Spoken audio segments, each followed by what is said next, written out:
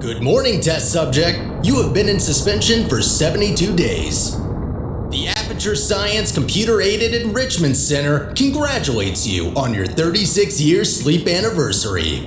You have been selected as a potential candidate for our Human Emergency Response Team. Please review the agreement provided on the nearby monitor.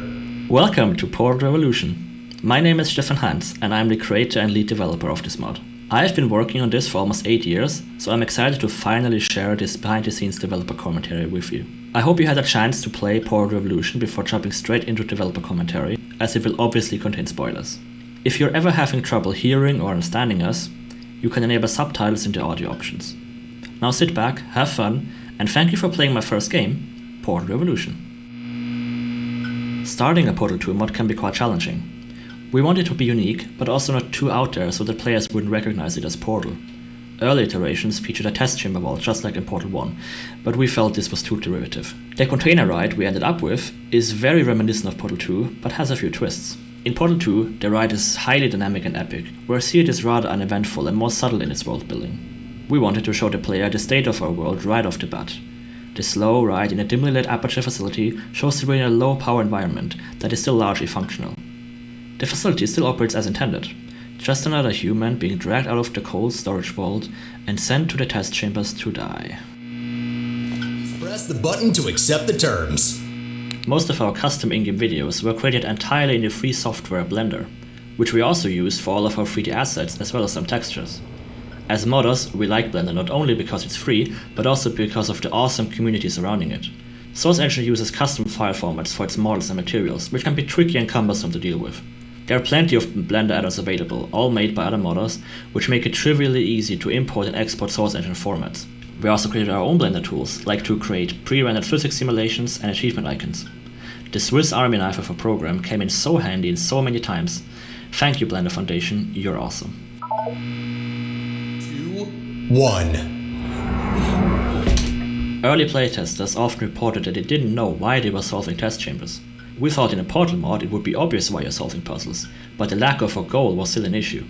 In the original Portal, players don't really have a goal spelled out to them either, but the mystery surrounding Aperture and ladders is itself enough of a motivator. Players naturally ask, who is this robot voice? Why are all the observation rooms empty? What am I testing for? That worked for Portal, but not so much for a mod. This is where the Human Emergency Response Team comes into play. It is presented as some sort of elite crew of highly skilled test subjects, which the player tries to join through solving difficult and dangerous puzzles. This immediately proves successful. It's a vague goal and eventually turns out to be a lie anyway, but it keeps players engaged enough for the first chapter until the real mission begins.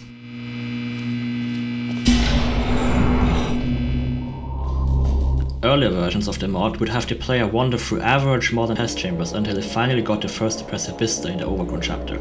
First impressions matter, so I added this big and open vista right at the beginning. It also serves as another reminder of the facility's dead state, and it's a nice breath of fresh air after the small and stuffy motel room. One of the greatest game-changing moments we experienced during development happened when we received the source code for Portal 2 from Valve in 2020. Modding Portal 2 without source code is very limiting. The engine still lets you do a lot of stuff, but you can only go so far. Getting the source code was a long-winded process. There is no clear-cut strategy documented anywhere. It took us over a year of constant back and forth until we finally got it. Despite how long it took, we're still incredibly thankful to Valve. Getting the source code turned the mod on its head and opened up countless new possibilities. We'll go into more detail throughout the mod, but up front I can say that this mod wouldn't be the same if we had to use the standard Portal 2 engine. This will come up again and again, so I want to clear up the organizational structure of Stratosaurus to clear up any confusion. 2 other modders and I originally got source code for Portal 2, CSGO, and a bunch of other Valve games back in 2020 to develop a mod called Portal 2 Community Edition, which is still in development and intended to be an improved base for Portal 2 mods. I worked on Revolution and P2C side by side, intending to use the P2C engine for my own Revolution mod. Later we were joined by Momentum Mod and founded what is now known as Stratosaurus, a shared engine branch used by P2C, Momentum and Revolution.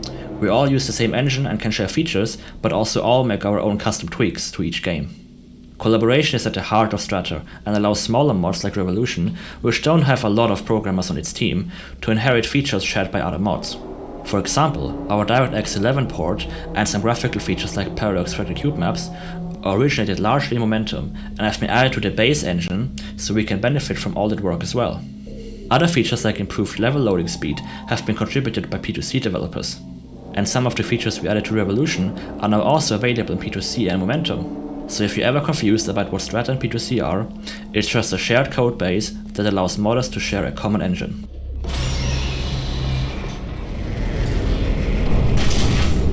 This first, or rather zeroth test chamber, is completely stupid.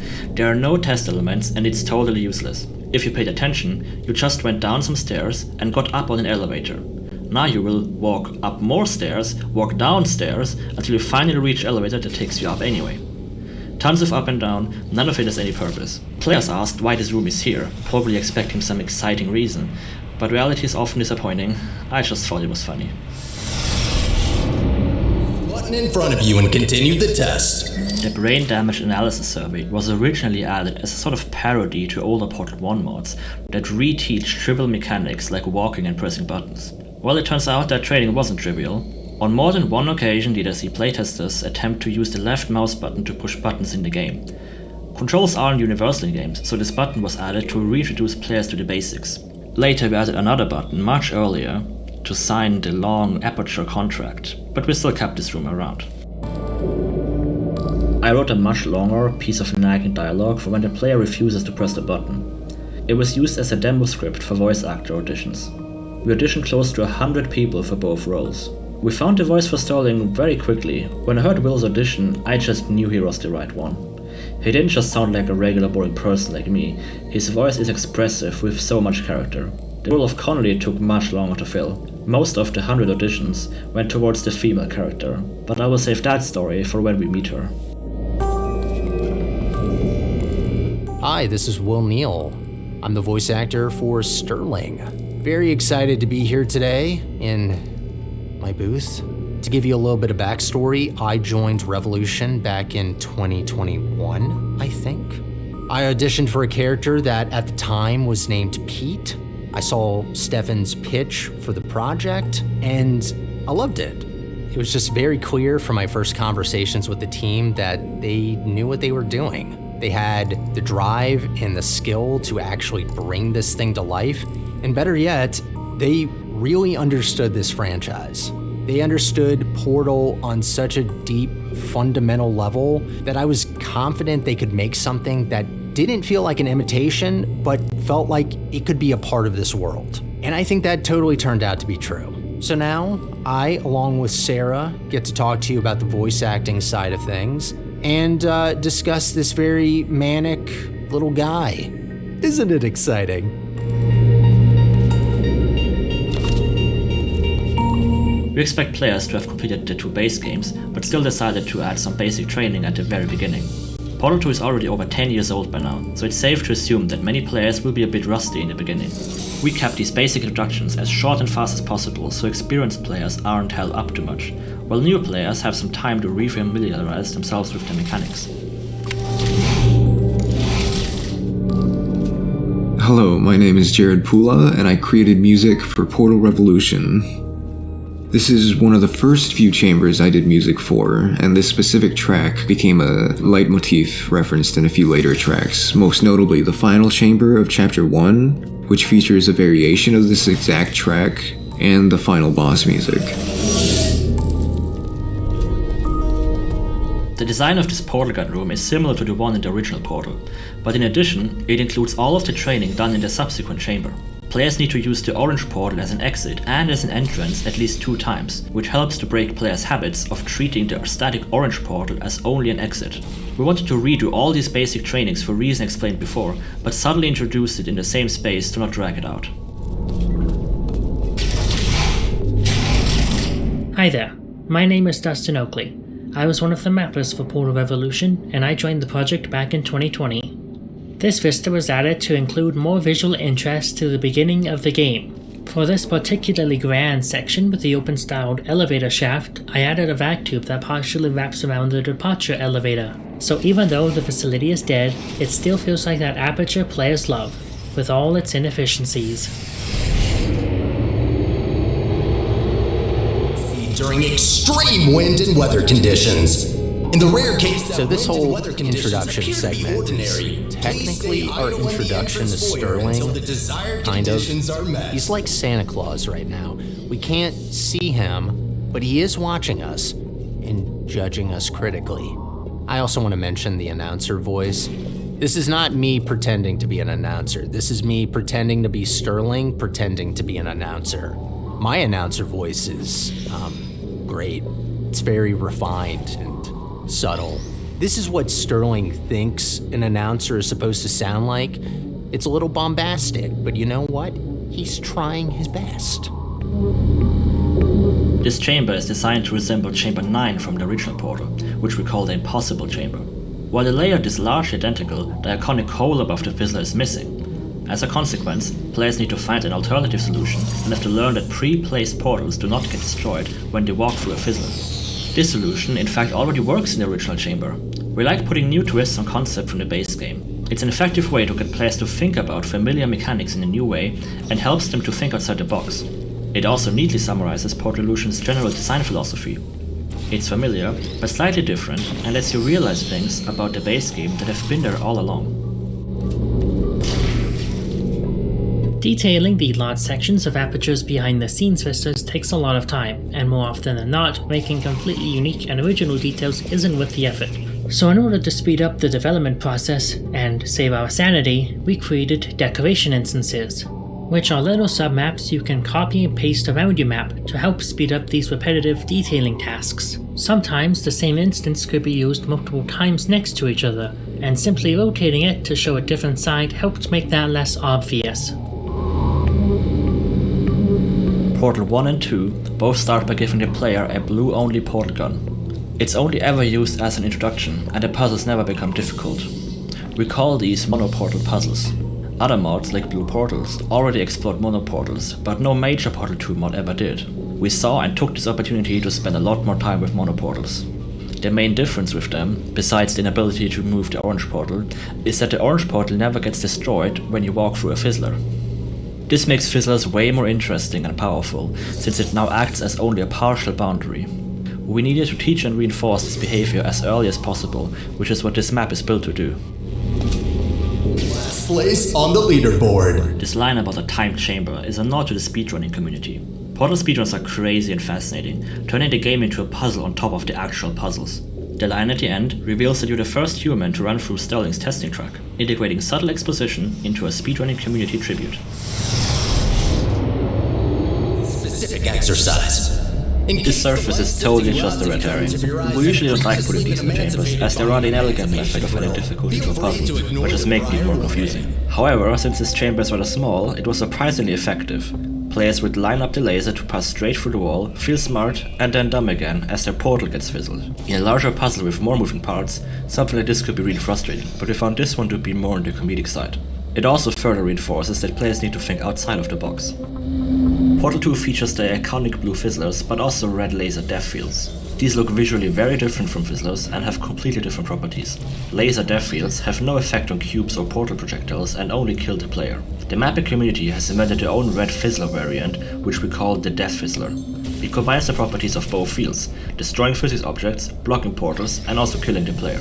The visual look we have in Portal Revolution conveys this idea pretty clearly. However, another popular Portal 2 mod took the visual design of Death Fizzlers and applied it to their laser death fields. There it looks like a fizzler, but doesn't behave like one at all, and has confused mod players ever since. We designed this chamber to show players that our Death Fizzler behaves properly. I think This might have been the first chamber where I did some dynamic music stuff. The laser catcher, and main track are the same BPM and will all sync up if they're all playing at once. I wanted the laser catchers to sound like random machines that just so happen to be kind of melodic. Like when you notice a washing machine or a radiator kind of has a nice beat as it's doing its thing. The repetitive beeping noise is to instill the idea that they are just machines trying to carry out their designated function. There used to be 2 more chambers before the elevator, which featured a blue laser variant. It behaved just like the red laser, but receivers would be color-coded to only accept one type of laser. When this feature was added to the P2C engine, we experimented with a lot of different applications, but the mechanic just wasn't fun. Lasers in general are hard to make fun puzzles with, and with more colors, the puzzles just turned into micromanagement nightmares, with indicator spaghetti lines going all over the place. We even designed different musical motifs for the different laser colors. Red lasers beep deep and slow, while blue lasers are quick and cheery. As much fun as the music was, the blue laser just didn't fit into the mod and was cut rather quickly. You can still find the music in our standalone soundtrack. And whether or not weighted storage... This isn't really critical information here. I would just like to point out that I read this line about weighted storage cubes so many times. It is forever ingrained in my head and occasionally haunts my dreams. I like to think that I got it right on the first take and Stefan just wanted to torture me that day. And the worst part about it is I still don't know what the line means. The source engine loads all level data into memory at once and requires loading screens to transition to the next level. So a question you will eventually have to answer is when to place a loading screen. Portal 2 maps are typically very short, often featuring only 1 test chamber per map. This is no problem for large chambers that take time to solve, but Portal 2 is sometimes criticized for having very frequent loading screens. If you increase the size of each map, you end up with less loading screens, but each one will take longer and the game will use up more memory. Rather than splitting maps according to file size or entity count, we use them as pace breaks. This map includes 4 small test chambers that all build on each other. Bundling them together also allows us to connect the chambers in more interesting ways. Here they all share the same space and can be visited through the observation rooms at the end. Loading screens are often hated, but we found they work well as natural points for players to take a break or stop playing.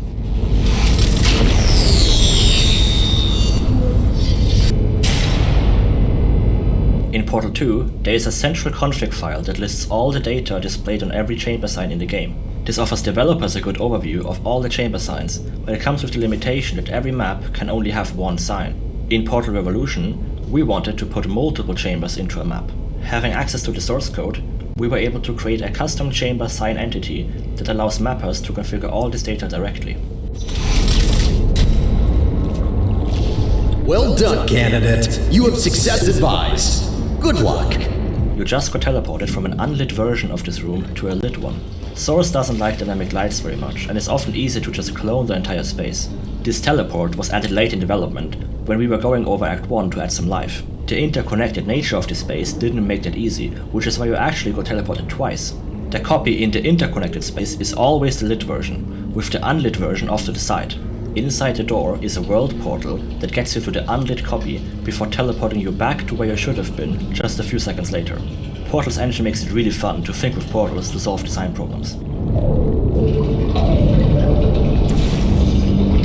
This is the first map where we prototyped this dimly lit lighting style for Chapter 1. These chambers used to be lit just like Portal 2's, with bright and cold lights. We felt like the standard lighting didn't sell the dead aperture theme we wanted to convey.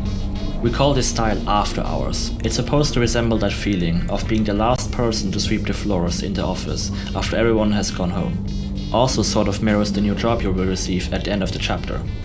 Creating this look took some tweaking to balance visibility for gameplay with aesthetics. I made all the cube music with the expectation that it would only play as they were soaring through the air, but in-game that's not the case. They continue to do their intense bleeps and bloops even after they reach solid ground, which is a little cute, I guess, and gives them some personality.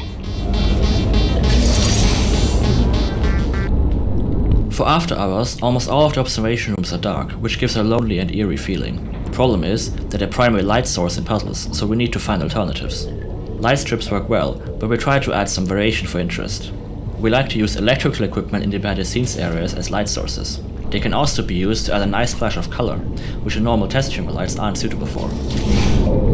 State-of-art testing. The glass touch achievement came about after we added a sign here, which was just decoration at the time. Playtesters always love to touch it as soon and as often as possible. Whenever we see players do stuff like that, it's a great candidate for an achievement. So we found some more spots to put the glass, which get more difficult and obscure to touch every time.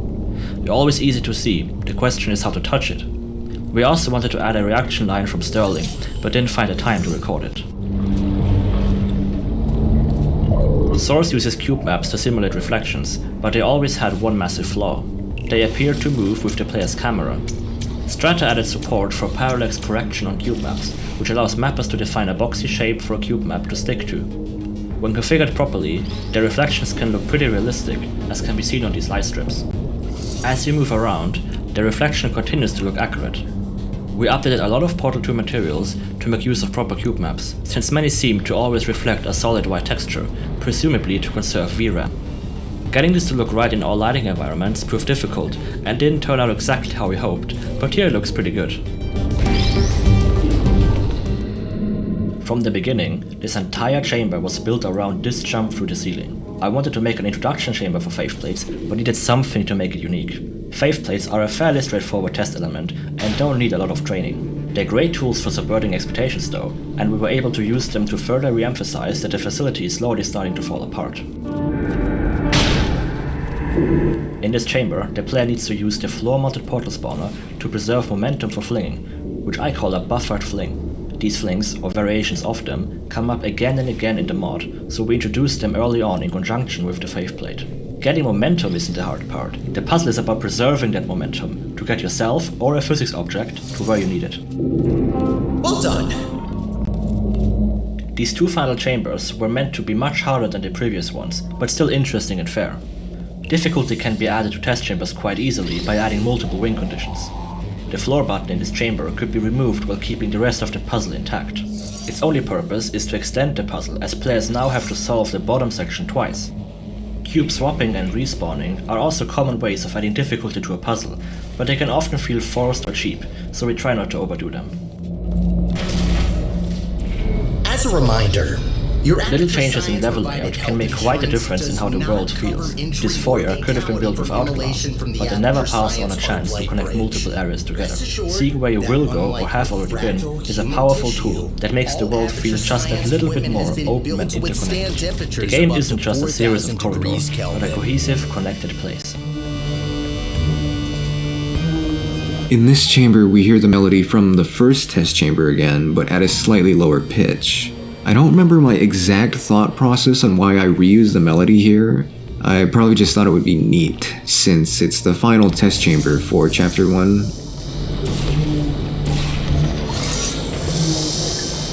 Source Engine doesn't really have proper dynamic lighting. Most lighting is pre-baked into light maps and cannot change while you play. However, Source does let you make multiple light map pages by using named lights. We use this to cast actual light from the light bridge and static portal spawners. This lighting is still pre-computed and can't change. The map compiler pre-computes all permutations of the light's on and off state and interpolates between them to create a fade effect. It's fun to see people blown away that this is possible in Source, well this has been a feature since Half-Life 1 or possibly even Quake.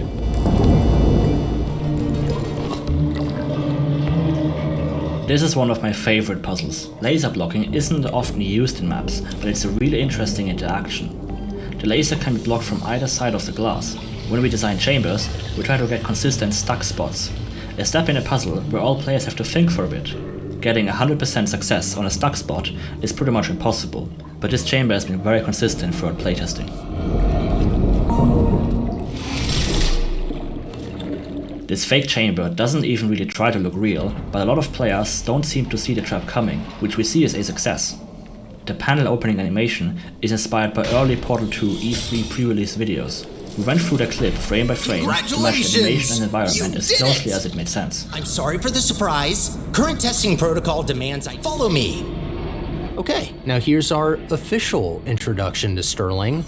Hi, We did a lot of takes of this segment, not just because we had to introduce his character, but also we had to tease the stakes without giving some giant info dump on the players, which took a while to balance out, especially as the story was changing over time. I think this is actually the first piece of animation I ever saw from Stefan putting my voice to the character, which was super cool. As long as I was on it, it was always the plan to fly through the wall and land in this little surprise party that he's throwing for you, which is adorable. I mean, he put up a little banner for you. He hangs decorations better than I do. And I have hands. Sterling's introduction has changed a lot over time. We always knew we would add a surprise, but the gameplay here has been adjusted a lot. His dialogue needed to be short enough for players to not lose attention, while he also had to deliver a lot of exposition. He surprised you, and you're done with the tests. The human emergency response team was a lie, but the testing wasn't for nothing, and it does have a purpose for you.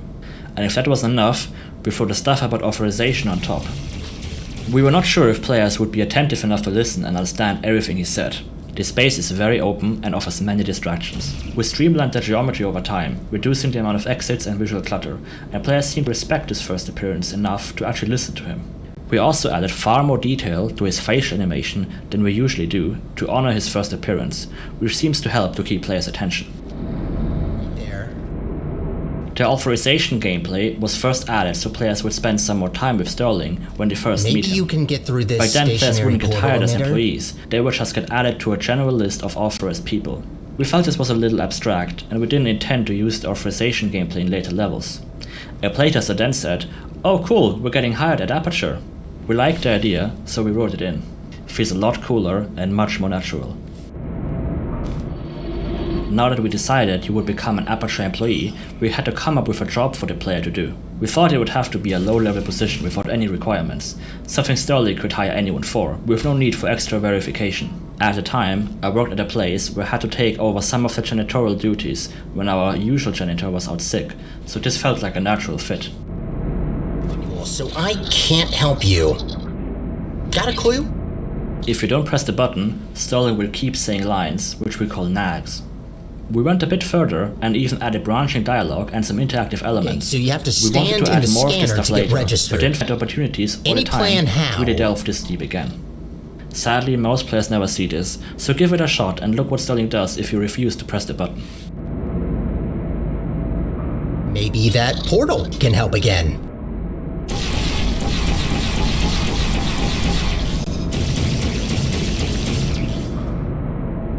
Are you absolutely sure that door right there doesn't open? Okay, now we know. Was worth a shot.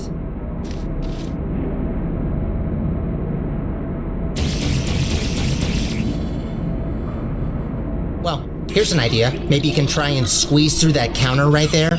Or are you too voluminous for that?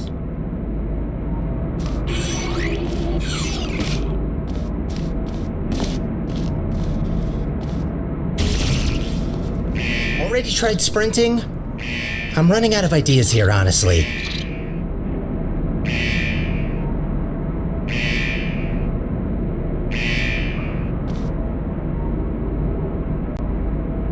Yeah, how about that? Let's try to run as fast as possible.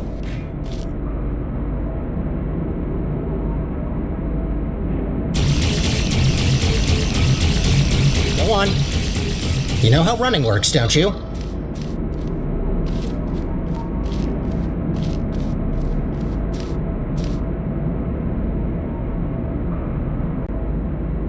It's like walking, just faster.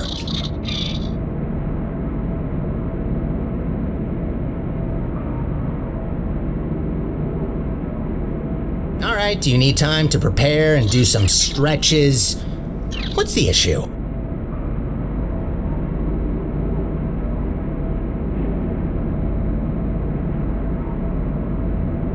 I can do a countdown for you.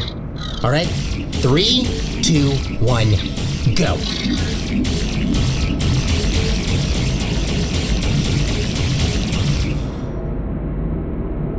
I can do a countdown for you. All right, 3, 2, 1, go.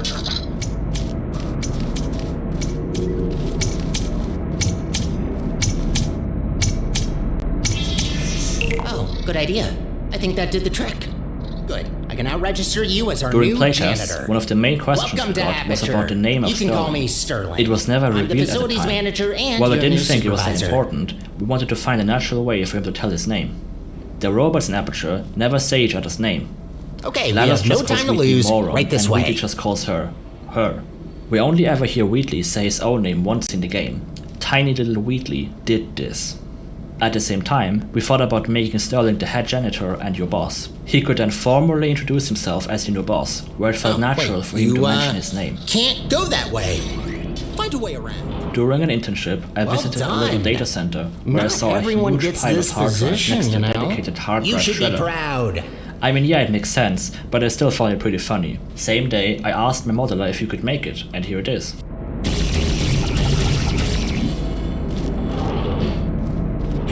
Cleaning up after humans that don't exist anymore. All right then, up we go.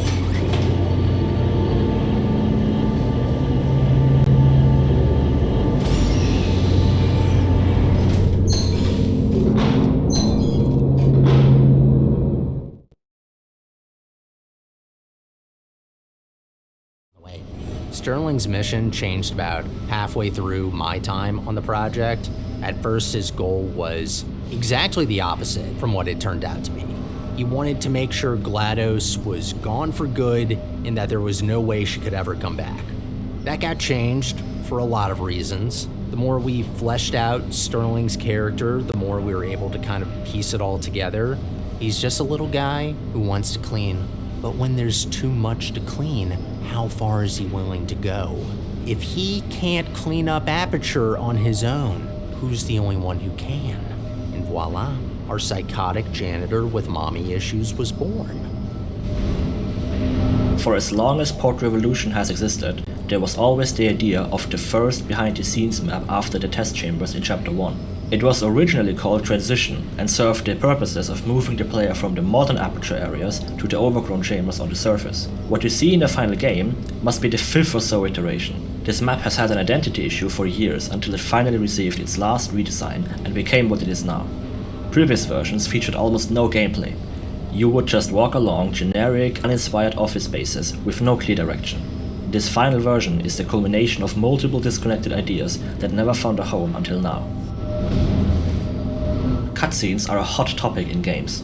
Games like Portal are very light on cutscenes, and players typically dislike them on repeat playthroughs. Although they're fun the first time around, overly long, mandatory cutscenes can quickly become frustrating on repeat playthroughs.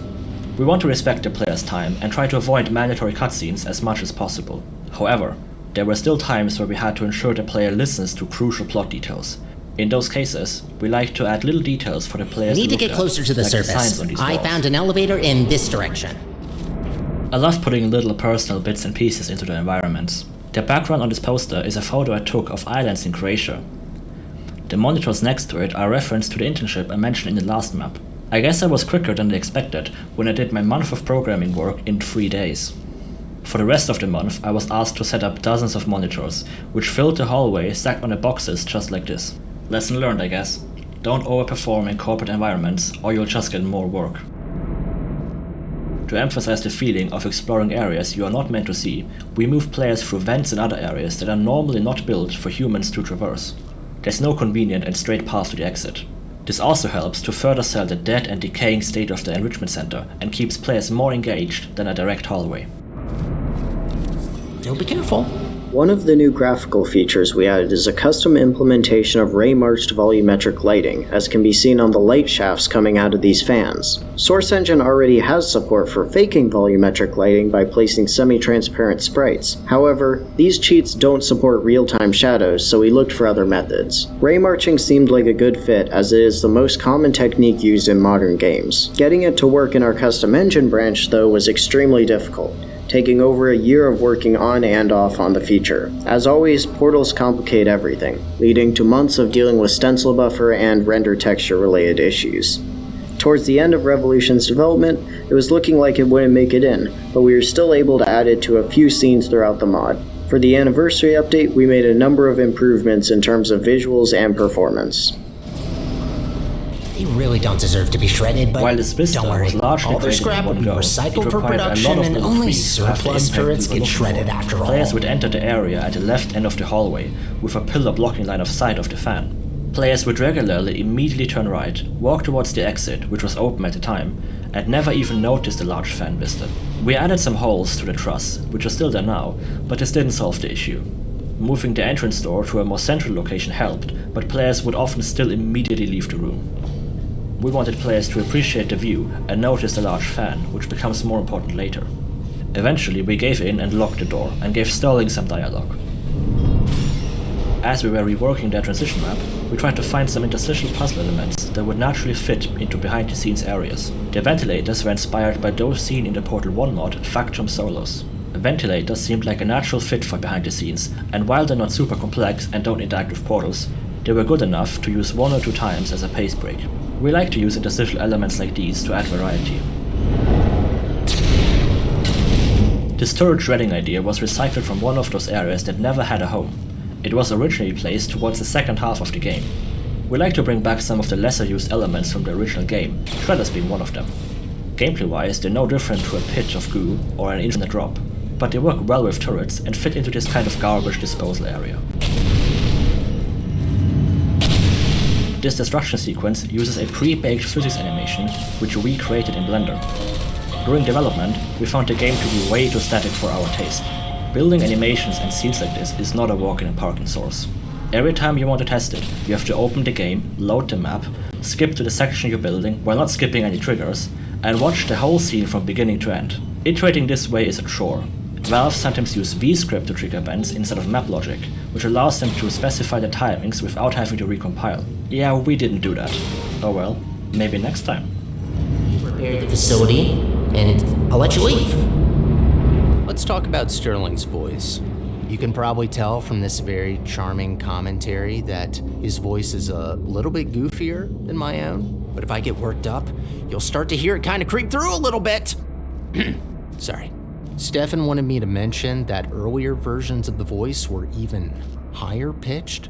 I might have blocked that from memory because I just don't see how that's possible. If that's true, then my audition must have sounded like Elmo. But there is a reason for the voice, because I like to think of him as a kid. There's this immaturity to him, especially when he doesn't get his way. He was basically this pet project that was thrown into a Core's robot body. He's playing all of these different roles at Aperture and he doesn't know how to do any of them. He's just playing pretend until his mom comes back from the parking lot. For the behind the scenes, in between test chamber sections, I made the music a bit more ominous and drony, like the player is seeing something they're not really supposed to see. Later on, I start to play around with more metallic samples, as if the exposed machinery is also a part of the music. Imagine. Act 1 and 3 both play in modern, cleanish Aperture, so we wanted to somehow distinguish the art styles. We ended up making Act 1 orange and Act 3 blue. We liked Aperture's more orange theme in Portal 1 and incorporated those elements even more visibly here. Orange carpet, orange desk dividers, orange wall art. If you take a screenshot just based on colors alone, you can be pretty confident to say which part of the game it came from. The orange theme in the beginning also feels more homely and cozy, which is in contrast to the dark, cold and lonely feeling we wanted to convey for Act 3.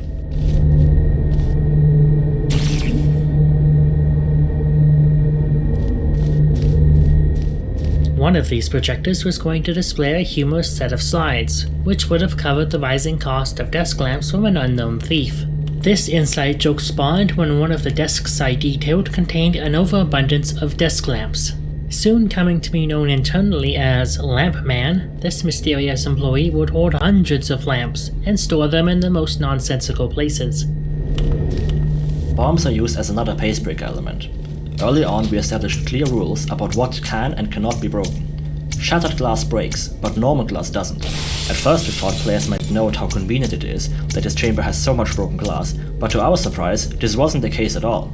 The distinction was immediately intuitive and successful in playtests. Never gets it out. This test chamber is not meant to be solved in a normal way, but we still wanted to build a convincing test chamber that looks like it could have been solved at some point. Usually we do this by breaking some test elements. However, players are often still distracted by the non-functional devices, and because the way you're meant to leave this room is very unusual, we wanted to eliminate those as much as possible. That is when we thought of making it a co-op test chamber. Co-op exit doors require both bots to be present at the door. The player in Revolution is neither a bot nor a both, and the playtesters reacted well to the inclusion of co-op chambers in a single-player mod.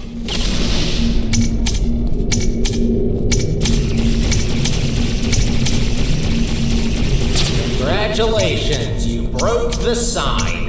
Is this some kind of message you're sending me?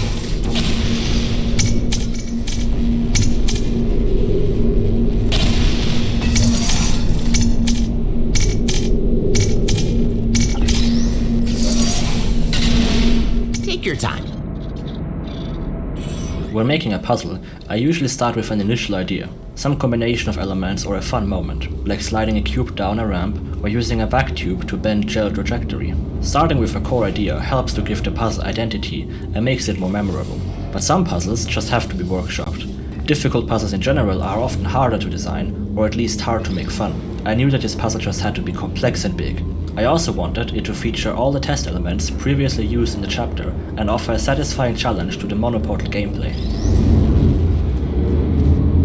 As I made all the puzzles in the mod, I often get asked how I come up with them. Honestly, I would love to know that too. Most of the time it's a combination of luck and trial and error. Many chambers have been cut or drastically altered over the years. Starting with a core idea helps to get the ball rolling, but not always do they weave together a cohesive test chamber. Every chamber's creation is unique, but I have found a few methods to put together puzzles that I've been adding to my toolbox over time. One of these methods is to sort of design a chamber backwards. Rather than thinking about each step from the beginning, I would establish my clear condition, place down some elements, load up the map in game, and see if I could solve it. At first it's completely impossible to solve, but now I can iterate. I move elements around, add new ones, remove some, and change the geometry. At every point I test and see if I could solve it. This puts me in the shoes of a player as much as a designer. I'm discovering the solution more so than designing it. This process works well for complex test chambers. Sometimes a chamber that I didn't think was possible turned out to be completable in a surprising way. I like to keep puzzles minimalistic, featuring as few elements as possible. A single element that is used in many ways is more interesting than 20 elements all with a single usage. Some of my favorite portal puzzles are those which feature the least amount of elements. This chamber is certainly not one of them, but that's the whole point. It's intended to be overwhelming, while still keeping the amount of elements as small as possible. Often a puzzle just doesn't come together as you wanted. There's some unintended solution you can't seem to get rid of, overshadowing the actual, more interesting solution. To force the proper solution, it's easy to overcorrect and add elaborate setups or specialized elements that only serve to limit the player in this one specific way. So far in all those cases, a slight change in the geometry, like adding a pit somewhere, has solved the issue. Pits are elegant and incredibly powerful. They can force players to place one or both of their portals to pass. They can feature ramps on one or multiple sides to create a one-way drop. Ramps can be enabled or disabled, creating toggle-level one-way doors. Portals can be shot across or blocked by a wall above. Light bridges, tractor beams, flings, catapults, and gels can all be used to cross them, all in slightly different and unique ways. Pits can be deadly or safe, friend or foe. I didn't really think much about pits before, but have since realized how versatile they are, and am now more aware and thoughtful about their usage as a legitimate test element. And so, I thought this would excite you. The elevator ride originally ended with an overgrown vista. The vertical nature of the ride made this challenging, and we were struggling to find a good look for it. We also felt like the slow and unceremonious reveal of the surface here took away from the impact of the reveal in the next map, so it was cut. Look, I know what you're thinking. You really don't... Waiting for us? Pacing is really difficult in games, because you're pacing multiple elements at once. Story and gameplay. Gameplay pacing is based on fatigue and playtime. You can make a 1 hour, 10 hour or 50 hour game and still pace the gameplay well. It's usually not a problem for short games, but the larger your game is, the harder it becomes to keep the story paced. For example, you might find a lot of open world games have a very drawn out midpoint with a short beginning and end. Port Revolution is short enough that story pacing is very much doable, but we still had to be very conscious about moving the story forward on a pace that feels sensible. I hate to say it, but Drax, For the outside sections, I used a lot of softer sounding synths and stringed instruments. I wanted to convey the serenity of seeing the sky again, and also the feeling that freedom is still just out of reach, that you haven't quite escaped yet. This area has changed a lot. It used to feature a lot more naturalistic elements, like rock and grass. It looked cool, but when we switched to cascaded shadow maps, we had to recreate large chunks of that map and ended up basically rebuilding this entire section. The first room also had a waterfall in it, but we never finished the particle effect and cut it out. Since it didn't feature any gameplay, we then took elements from the room after it, which included this little navigational puzzle. We still liked how the old area felt, but are happy with the condensed version. Our early level designs often lack density, which makes the game feel longer since there are more areas, but if each area is passed in under 20 seconds, the time invested into decorating those spaces doesn't make sense. So over time we condensed areas more and more, and tried to find ways to get the most out of a single space. Plants are shiny. Nobody believes me when I say this, but they are. Go outside and look at a leaf. The sun will cast some specular highlights. Portal 2's leaves never did this, so we added some foam to try and approximate this look. It's very subtle, but compared to before looks better for negligible performance cost. Portal 2 uses projected textures to create sunlight with real-time shadows in its overgrown areas. Community mappers do the same, but their technique isn't ideal. Projected textures are spotlights and create converging shadows, which is not how sun shadows look. Their resolution is also limited, so the further you stretch the area of influence, the worse the shadows look. They don't follow the player, and if you try to parent it to the player, their shadows will look wrong when you look through a portal. Long story short, projected textures aren't ideal for sunlight. CSGO implemented a similar shadow mapping technique built specifically for sunlight called Cascaded Shadow Maps, or CSM. Since our custom engine branch is based on CSGO, we were able to use it in Portal Revolution. There should be another one not far from here. See if you can find it. CSM works by casting 3 shadow maps called cascades around the player from the same angle, but on different scales. The first cascade is just a few meters around the player, the next a few more, and the last reaches as far as the player would be expected to see in a typical map. This means that shadows will always be at high resolution around the player, with low resolution further away where it doesn't matter. Now, as always, portals complicate everything. Since the shadows follow the player, if you look through a portal, the shadow resolution will be centered around the player's position. This caused awful shadows while looking through a portal, and popping when you step through and have the positions updated. This took a long time to fix.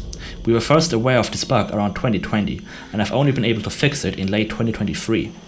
We needed to add an additional 3 cascades, centered around the position of the camera behind the portal from where the portal view is being rendered. I'm sure there are many ways to further optimize this, since this technique now needs to render twice as many shadow maps, but we are happy to have finally fixed this issue that has been bugging us for years. Expensive. Originally, we wanted Sterling to help the player in this chamber, given its ruined state and that it was designed for dual portals. So in the pit, there was a whole animation of part of the floor being taken away by a panel and being replaced with a version that had an auto portal, along with bringing a cube too. While visually very entertaining to watch, and a great explanation for why there was an auto portal in Chamber 12 from Portal 1, a playtester managed to worm their way under the floor, and there were some visual bugs to it as well. I had tried numerous times to fix it and keep it in the game, but I eventually had to cut my losses and remove it. The geometry for the panels of the sequence of events is still present, a reminder of what once was. I still don't know how they got under there. It was very thorough in their work. Act 2 starts rather slowly. It is built to center around momentum and flinging. We noticed that many players lacked some common flinging skills. It's not used as much in Portal 2 and Portal Revolution up until this point, so to remind players that flings exist and are a necessary part of these tests, we added some little training chambers at the beginning of the chapter.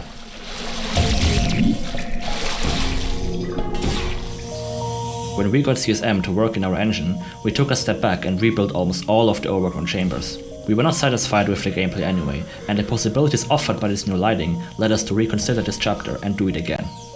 Of course, we tried to reuse as much as possible, but not a lot survived. This is the only puzzle which we were able to keep, but we still needed to make a few tweaks to improve the gameplay. We also had to redo the entire ceiling. The converging shadows of the projected texture sunlight was able to reach and illuminate much more of the chamber. When we switched it to CSM, the parallel rays barely lit up anything with the old geometry. All of the overgrown chamber ceilings had to be rebuilt to be much more open to let enough sunlight through. This track is a remake of an old track from before I joined the project. The track was called Dihydrogen Monoxide and was made by Ella Ayar. She made a bunch of great tracks for the beta of Portal Revolution. I can't remember the exact count, but it was a lot. For this track, I just added in elements from the previous outside sections like the soft synths and kind of bouncy percussion. Other than that, I think it's structurally the same as the original beta track. The showers were originally an orange-tinted emancipation grill. Custom fizzlers are a cliché in Portal mapping and pretty much universally disliked. Custom fizzlers often just serve as a clunky fix to a design issue or exploit. Most of the time, these could get fixed by moving around geometry or using grates and glass. We thought the paint theme was more solid than the usual "it's a fizzler, but you can shoot portals through it" custom fizzler idea, but we were still not happy. Eventually, we came up with the idea of a bunch of shower heads acting as a barrier for paint. This design is much stronger, and its function is immediately obvious to the player, which is not at all the case with the orange paint fizzler.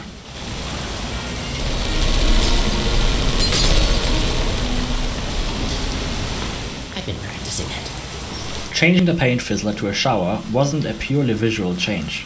The paint fizzler would not allow players to shoot portals through it. This behavior makes no sense for a shower, so we redesigned the chambers to work with the new mechanic. Sounded daunting at first, but this was actually the only chamber that required any changes, which was to change the floor button here to a cube button. I decorated much of this chamber on a live stream on YouTube. I wanted this chamber to feel dense, lush and humid. Thick fog, lots of moss and mushrooms helped to deliver that, but what's the most important is the glass bridge above. This bridge allowed me to hang plants off it, filling the air below with vines and reinforces that greenhouse look. A key trait to the background maps for the main menu is that all of them have the view looking out of an observation window. Here you can see the same observation room overlooking the same chamber that is used for Act 2's main menu background. This almost gives a sense of the player being watched by a third party, like a creepy stalker, monitoring and following the player throughout their journey. Washing your hair once. Portal 2 uses a purely white skybox in its overgrown maps, which in general are much more enclosed and don't feel like you're right at the surface. For Portal Revolution, we wanted to make full use of the CSM lighting and place it right at the surface. Nowhere is this more prevalent than here. To make this work, we needed a proper skybox with actual clouds. We tried to render our own, but then ended up using a free HDRI from Polyhaven called Clarence Midday, which includes full HDR color. The HDR color makes all the difference. Look through the vacuum tubes with their tinted glass above you and notice how it accurately reduces the exposure like sunglasses would in real life. This track is another remake of a beta track by Ella Ayar. This track is called Sunlight and is probably my personal favorite of the beta tracks. It just perfectly gives off the feeling of basking in the sunlight after being cooped up in an underground facility for who knows how long. The main additions to this track that weren't present in the beta version are these very subtle robotic vocals that cut in every now and again. I added these vocals to add a ghostly feeling to the track, like the echoes of a time long past.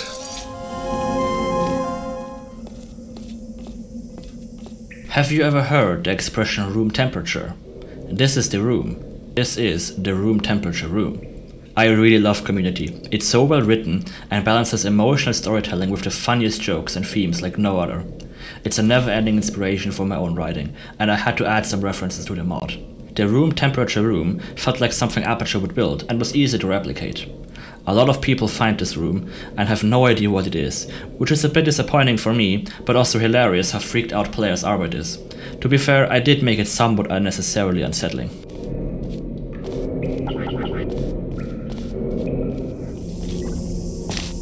The floor in this chamber was inspired by some areas in the mods Portal Pro and Phantom Solos Episode 2. We like this blocky look seen in Portal 1 and always try to mix in some Portal 1 designs. This acid pool was once filled, but has been drained, finally revealing what's underneath.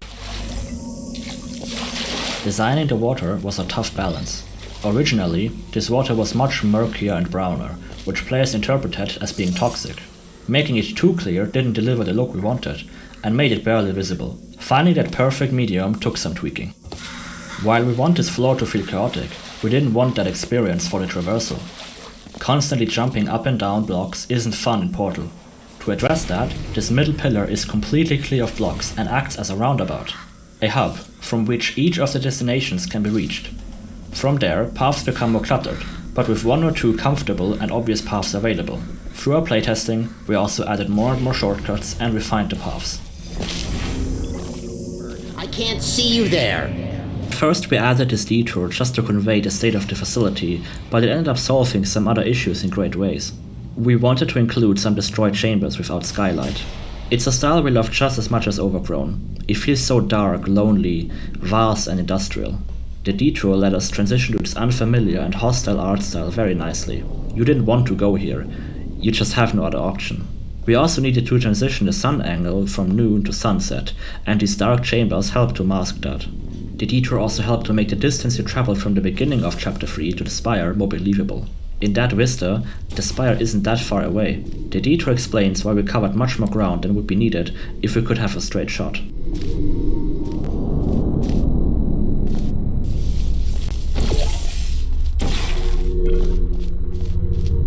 This Easter egg is a reference to Bernd das Brot, which in English means Bernd the Bread. It's a German grumpy puppet of a bread, seen on the Kika TV channel during after hours. He's stuck in an endless white void and gets teased by a computer voice in the sky, who moves him around using robotic arms. Sound familiar? Yeah, he's definitely stuck in Aperture. In one episode, the voice introduces himself as Weißbox Master Control Program, which as you can imagine means White Box Master Control Program. The Easter eggs in this mod are typically very obscure personal references. It's fun to see players dumbfounded when they get here and have no idea what it means.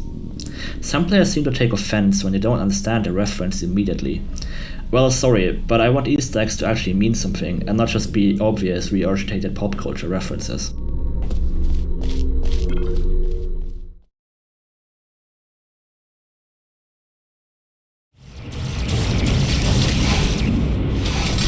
This little jump scare was inspired by a Portal 1 mod I playtested, which was never released.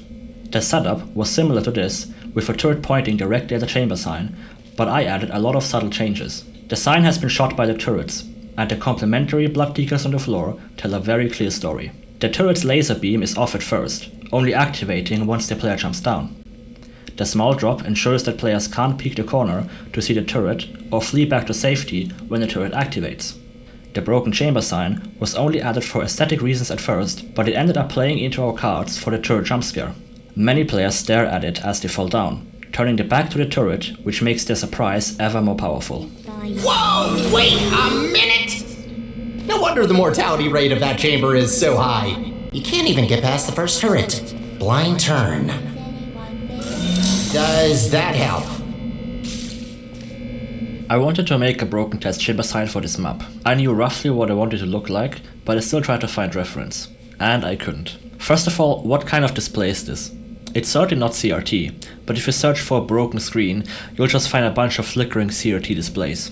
It's a cool and creepy look, but those analog artifacts don't make sense for this huge screen. It looks more like an LCD or LED screen, but those don't break in very interesting ways. More often than not, they just turn black and have permanent pixel errors, and no cool flickering effect. I ended up layering a bunch of color stripes and black overlays to roughly imitate how those kinds of screens would usually break. What you see here is the first export straight out of Blender. The refractive glass in front carries a lot of weight. I also thought about animating it, but the static look was already cool enough.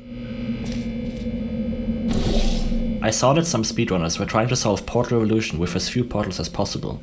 They could solve many chambers with no portals at all, and this room was the source of a lot of frustration since there's no way to get past.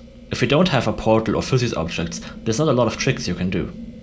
I quietly updated the map and added this camera that pops off as soon as the wall moves, which gives them something to play with. I usually don't modify chambers to give speedrunners an advantage, the same way I try to stay out of the way by intentionally not fixing exploits. But adding this camera makes the chamber more interesting to me, not less. Great.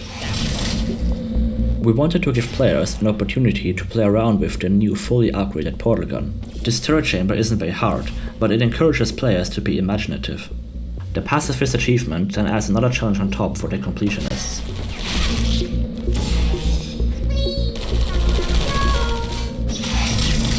The geometry in this chamber is inspired by early Portal 1 mods and map packs, like the Flash version map pack and Portal Prelude. Their maps often follow a bit of a 2D design, with stuff stacked on top of each other in a straight line. It's hard to describe. I modeled this bridge with the turrets above the glass after that style of mapping.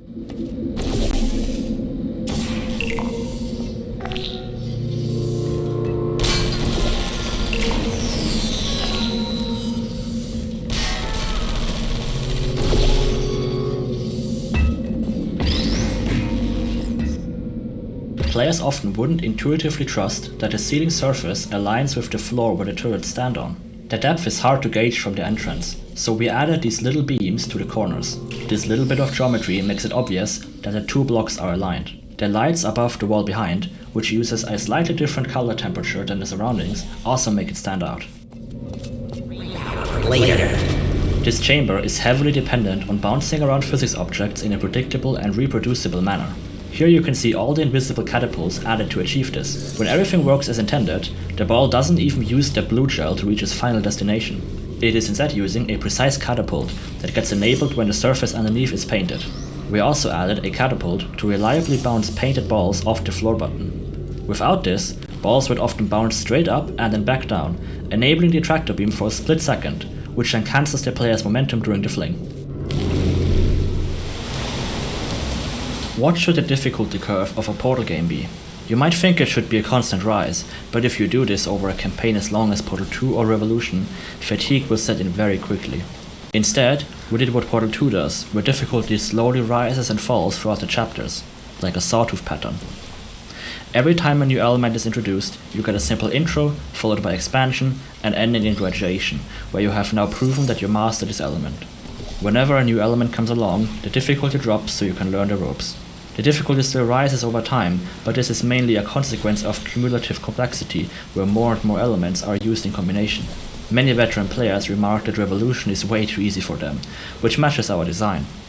Revolution is built for all players, and we don't want to lose people too quickly. Whatever you do, you can never please everybody. What's important is that you stick to one consistent difficulty.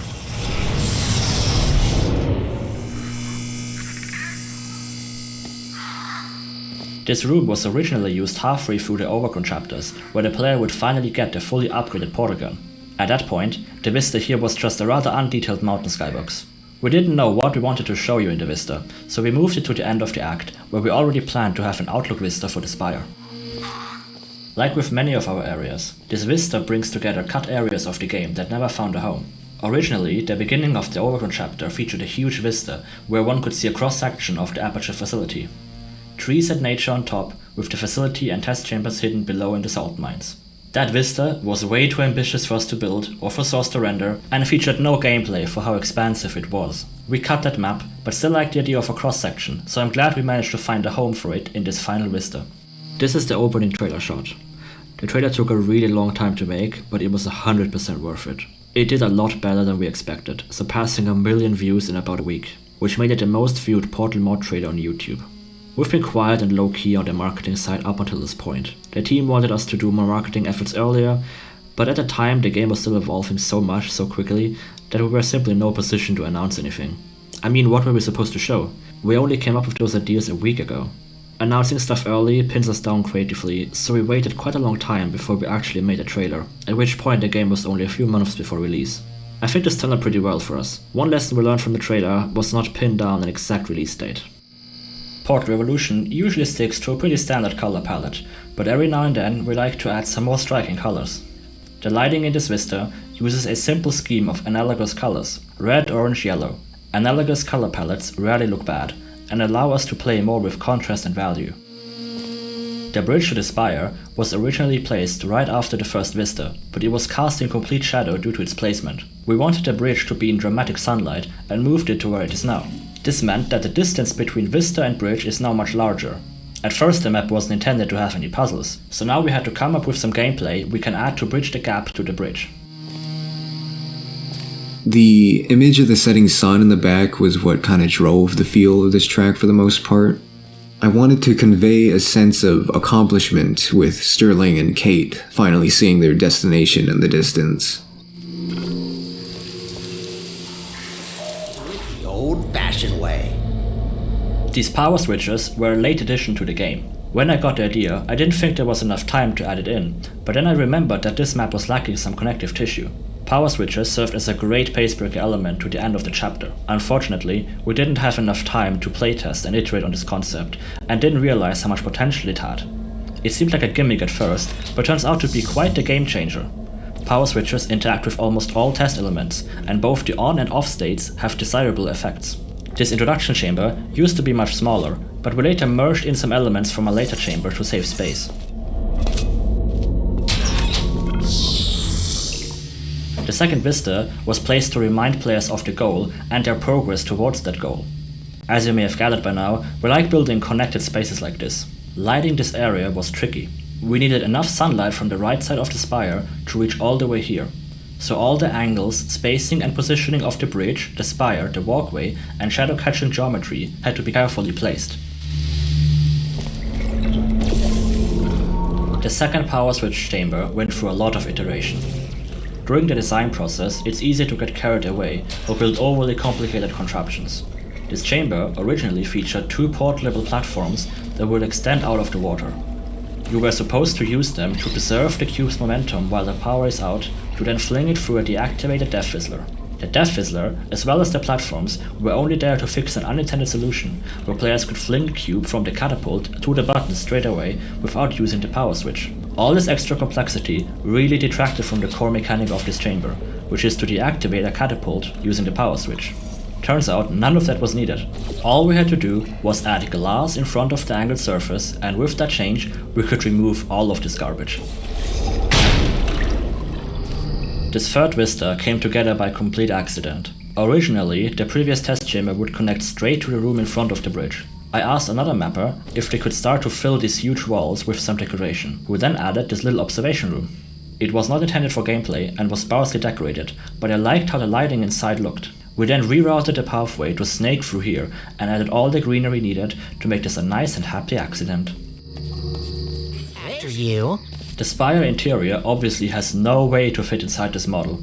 We experimented with different sizes for the spire, but anything close to realistic just looked way too comically large and would have required a lot of decoration work from us. We chose to cheat the transition using a world portal, and players didn't really seem to mind that in the next map the interior magically became 4 times larger than it is supposed to be.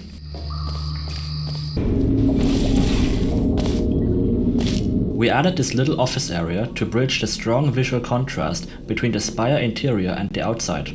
The inside is sterile, white and clean. Somehow the overgrowth doesn't get in here, adding to the intrigue of what the spire actually is. This map used to start right before the spire interior, but this shift felt too drastic after the level transition. It felt like you had just skipped a level. So we added this little dirty and dimly lit area to better connect both maps. We then also had the opportunity for some foreshadowing on posters and found a place to put the uncensored presentation slides from all the way back in Chapter 2. Here, we are finally introduced to the theme of the spire. It is derived from the old Gregorian chant Dies Irae, or Day of Wrath, which is often used to represent some impending doom or death whenever it's used in film or TV. You can't super tell it's Dies Irae until the final boss, which is where I use it straight up and it goes like do, do, do, do. For the spire, I also used big, bassy synths to give it this feeling of scale. The almost aquatic sounds underneath are there to give it this otherworldly feeling as well. Wait, that's it? I also did the sound design for the spire's teleportation sequence. I utilized the same sounds as the quantum cubes to imply a connection between them, but you won't see them for a while. We wanted to incorporate some Half-Life elements into the mod. The teleportation failure is very reminiscent of the iconic resonance cascade in Half-Life 1 and the teleporter failure at the beginning of Half-Life 2. We didn't want the teleporter to fail for no reason, so when we added the broken portal gun model, it felt natural that it was the cause for the failure. You just tried to teleport teleportation equipment and it didn't go well. We could then also break the portal gun to make the beginning of the next chapter feel even more isolating and defeated. The spire interior was inspired by a lot of different stuff. The metallic floor and wall tiles were inspired by the Narkina 5 prison in Star Wars Andor. The general concept of the spire core was influenced by the Citadel core seen in Half-Life 2 Episode 1. We also liked the collider from Spider-Man Into the Spider-Verse. The circular lights on the walls in the core chamber came from that. We designed.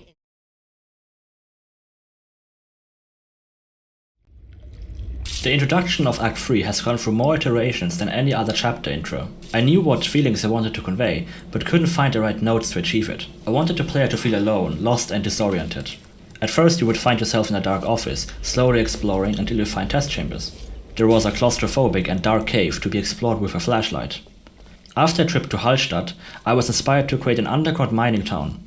Eventually I combined all the previous ideas into one. Starting at the dark underground beach, at the edge of Aperture, you walk back into the Hornet's Nest, the technological nightmare that is Aperture.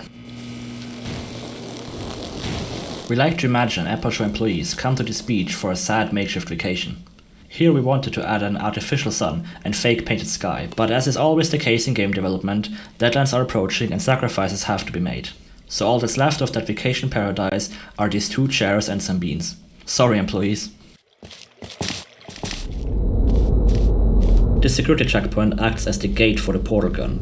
The idea is that it's a checkpoint for employees and test subjects as they're moving from the 70s era offices to the new. The elevator connects to the hub for newcomers on the top, but all the people who work here have to queue in this little room below.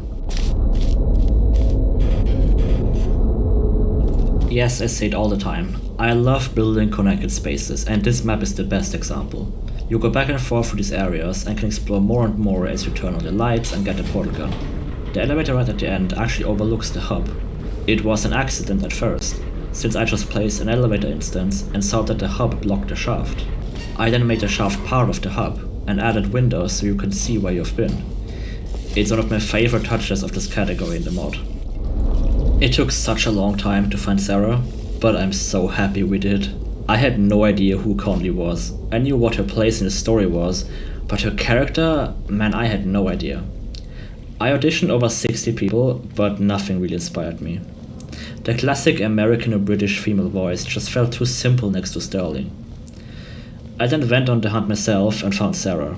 I didn't know much about Australian accents at the time, and her demo reel also used a lot of other accents, but I just loved her attitude. I invited her to join the project and just begged she would. And she did, and she was more amazing than I could have hoped. Sarah completely transformed this character, and her actual personality also inspired the character of Conley. Of course, Sarah isn't Conley, but her natural lovely attitude allowed me to lean much more into that direction, and it's a great contrast to the grim reality Conley finds herself in. In Portal 2 we see hubs like this for the previous eras of Aperture, but never for modern Aperture, so we wanted to fill that gap. This hub, however, is still under construction and was never completed. It was abandoned before they could finish it. Getting the size right took some back and forth. It was always too cramped at first and then too open later. What we have now feels like a good medium.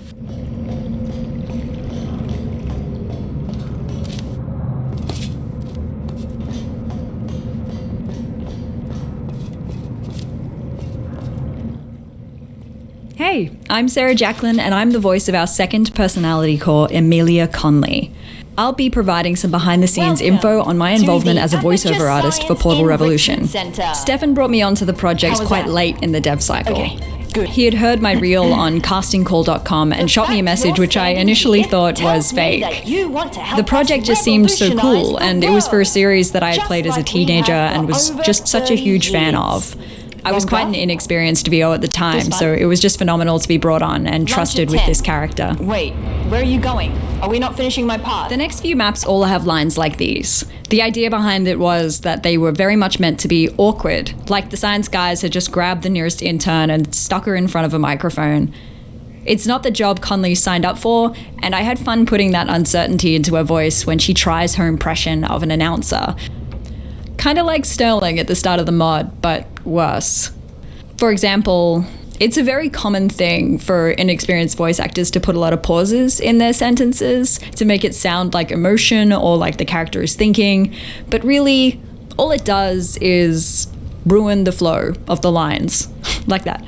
It was tricky trying to find that balance between lines that sound amateur in universe while also being good to listen to.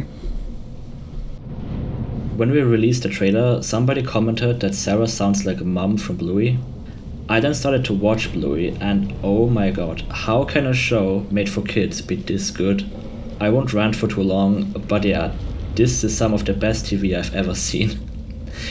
And it made me love it even more to have Sarah on this project. I just love it.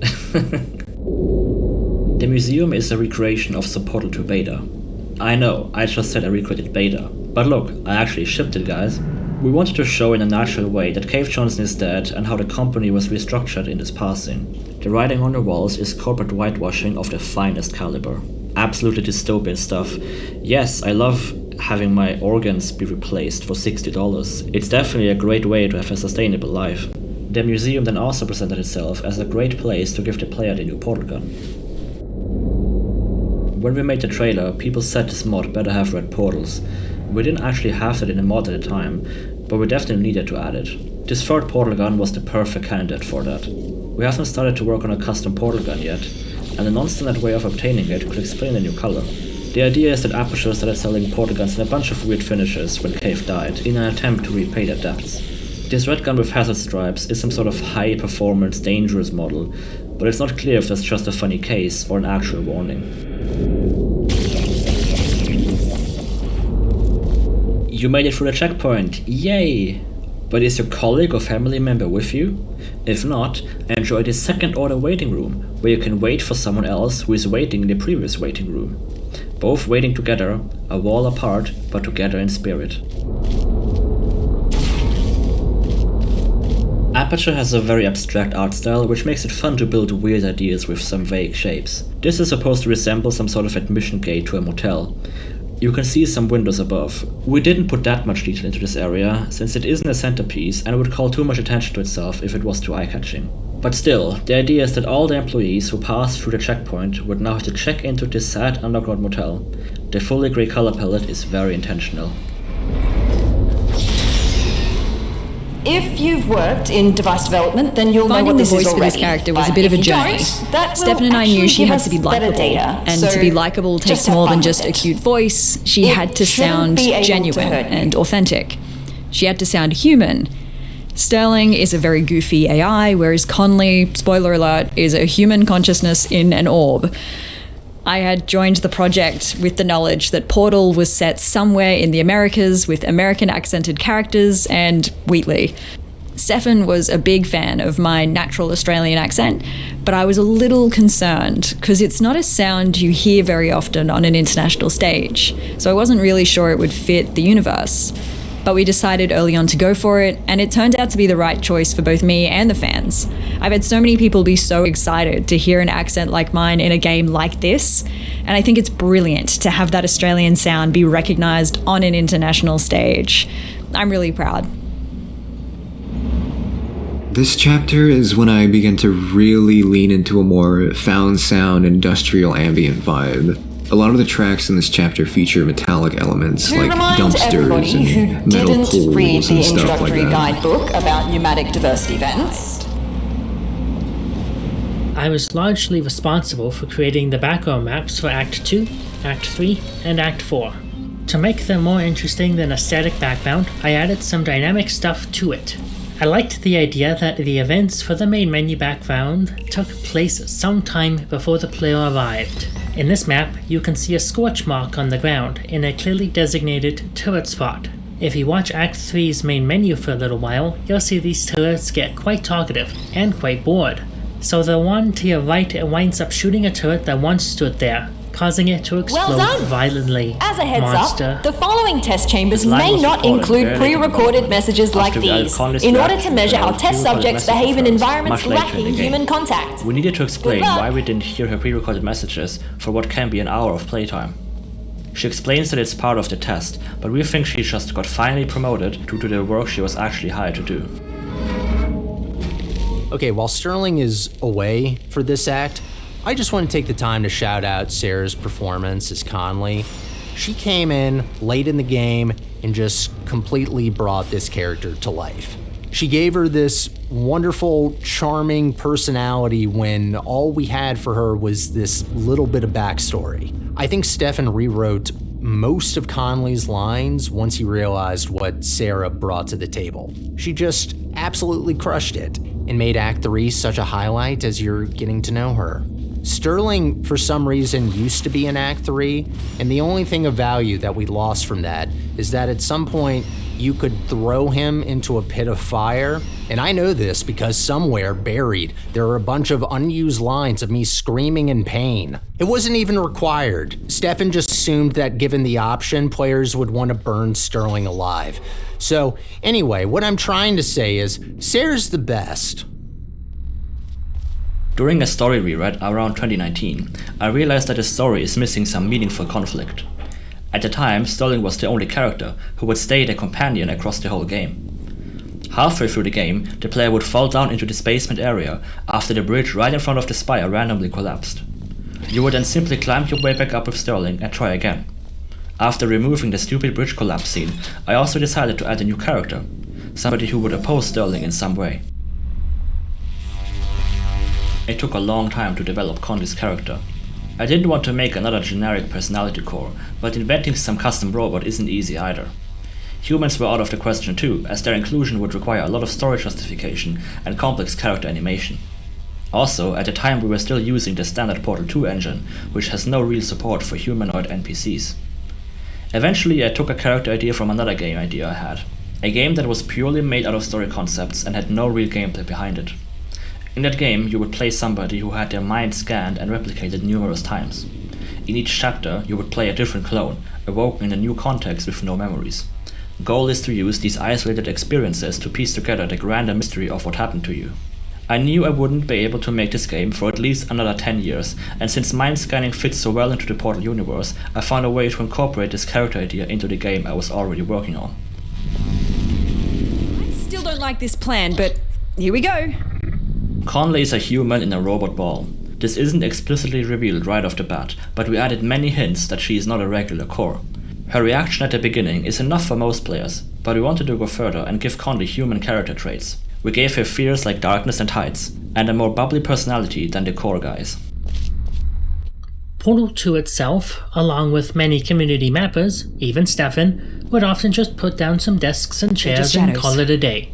However, I always liked giving each desk its own story, a way to see what sort of person worked there. So each of these desks are completely unique and appear nowhere else in the game. Unfortunately, they also happen to be located in the darkest section of the game.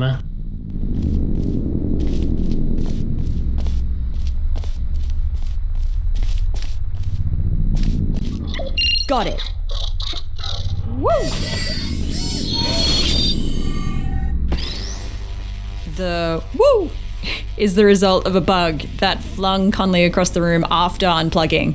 It was always hilarious, and the mappers just took too long to fix it, so during a meeting I just recorded a little woo, and it became a feature.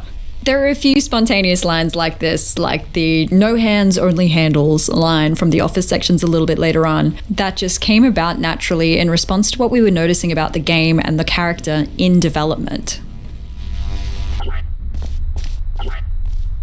Some players felt like she gets over her predicament too quickly. We originally had a more drawn out and tragic introduction, but this made her personality shift seem even more drastic. We didn't want to spend an hour with her depressed core, and a quick recovery helps to reinforce some of Conley's character traits. She's an enthusiastic AI researcher who probably already secretly dreamed of becoming a robot. It's also her experiment, and she later explained that she knew the risks and thus could mentally prepare for it. The real shock for her isn't that she's a robot, but that hundreds of years have passed and all her family, friends and co-workers are now dead. But she doesn't know that yet. None of this used to be here. How long was I out? The chapter name, The Climb, comes from a community workshop map I built for Portal 2. Well, it's actually two maps, which were built for a mapping competition. The theme was towering, and I interpreted it by letting you climb from the bottom layers of Aperture to the surface. Well, almost. At the end of part 2, the screen fades to black with the text saying, Part 3 coming soon. Maybe. I never made part 3. I won that competition, and it really kicked me into gear because those two maps were actually far more fun to play and had much more substance than the entirety of Portal Revolution at the time, which was 3 years into development at that point. And I built it in only 2 weeks. This and the previous chapter both act as a reimagining and tribute to the original Climb. I never made part 3, but I finished this massive mod instead. Here we are. For this track, I began to introduce more elements that kind of sound like voices. The scraping sound in the background of this track was chosen because it kind of sounds like something is wailing in distress, some sort of apparition. The soft, distorted synth near the end of this track is actually a piano with a bunch of effects layered over it.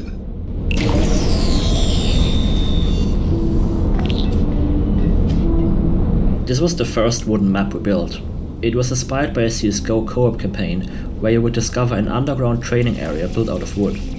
We wanted the test chambers to transition from primitive constructions made of cheap materials into more solid and expensive metal structures like seen in Portal 2. So that's what we did. This plastic tarp was made using a cloth simulation in Blender. That's all I really have to say about this. It looks cool. This map went through so many iterations. It was originally placed at the beginning of the previous chapter, but has been pushed further and further back. It's the first time the player sees the spire from below. At first the player would come here before having met Conley. We would have had to make another dramatic spire eruption scene for Conley to witness. That map was even prototyped, but it became obvious that the chapter's intro was too long, so we moved the eruption to happen after you have already met Conley. This cave was loosely modeled after the little town ports I frequented on vacations in Croatia. The giant pipe here resembles a wave protection barrier, and there are even some weird concrete buoys next to it with blue lights. While this cave doesn't resemble a small town in Croatia in any way, it's always fun to transform real-life inspiration into abstract aperture structures. I like to play with the contrast of room shapes. This cave is wide and short, next to a tall and narrow shaft. This cave here serves no gameplay purpose, but helps to make the world feel larger and more connected. You can see where you will go, and can then look back to where you have been. These dark offices were recycled from some cut geometry. All the way back we wanted to have a large hall with many booths for something like a science fair. We imagined that, after Cave Johnson's death, Aperture ran a competition to come up with new products. The winning elements were the ones seen in Portal 2, like lasers, tractor beams and light bridges. And the losers never went to market. Unfortunately, we didn't have time to really explore that idea in this area. The only remnant is a whiteboard drawing about these light bridges.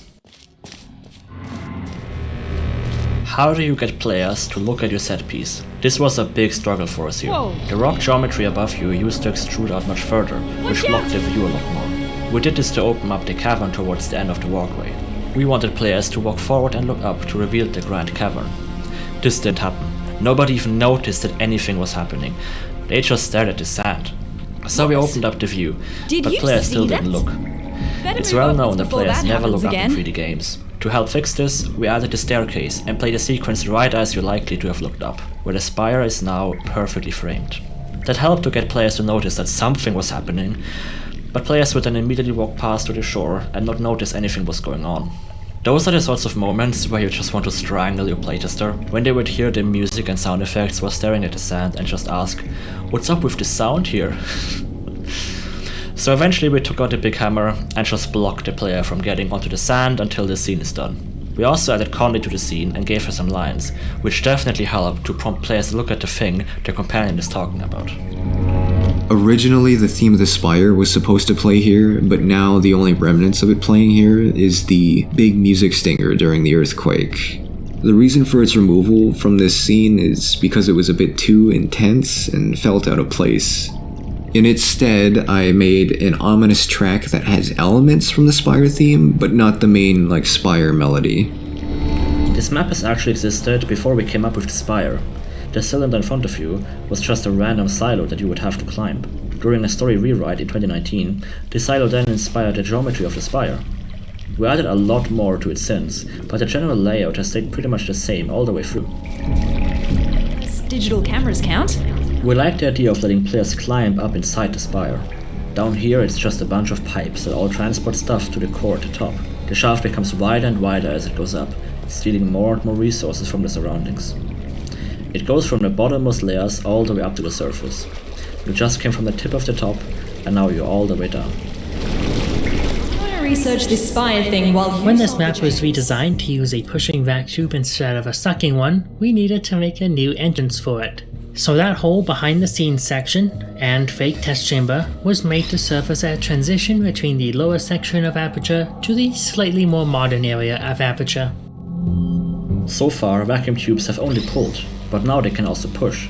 We were shuffling around chambers and ended up putting this chamber right after the player entered the vacuum tube in the previous map. It all came together. We could now have you exit through the very same vacuum tube that is now part of the puzzle. This also subtly introduces that this tube pushes, it doesn't suck. In the anniversary update, we expanded this puzzle by adding another step for completion. You need to use the cube pushing mechanic one more time to solve the puzzle. This chamber kept growing and evolving a lot over time. In the beginning, there was only the upper area built to play what we call vac tube basketball. There used to be an actual basket to catch the ball with, but the fling was so accurate that it wasn't needed. That used to be the entire puzzle, and you could still see the old exit hallway. We felt that this was too short and hardly a puzzle. All you had to do was push a button, not a single portal was placed. So we took another look at the area and found a way to incorporate the new gel flow mechanic. We like building chambers that evolve and change. They're not always easy to design, but the payoff is great. We can save some time decorating an entirely new space, and the density is greatly felt by players. I had a lot of fun with this one, since industrial found sound is more my wheelhouse. I wanted the track to sound like some sort of mechanical process, like some sort of factory machinery going through the motions. This particular track features the sound of steam flowing through a pipe and something metallic being scraped and slammed repeatedly. The large metallic slam, I believe, is either from a dumpster or a large pipe. I can't quite remember the specifics as of writing this.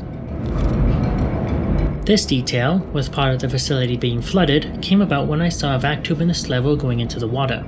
It gave me a great idea on how to detail this section and apply the response more to this lower area than simply a moat. One feature we added to the Revolution engine, and I've also ported back to P2C, is the smooth gel flow you see here. The debug visualization shows all the segments created along the path.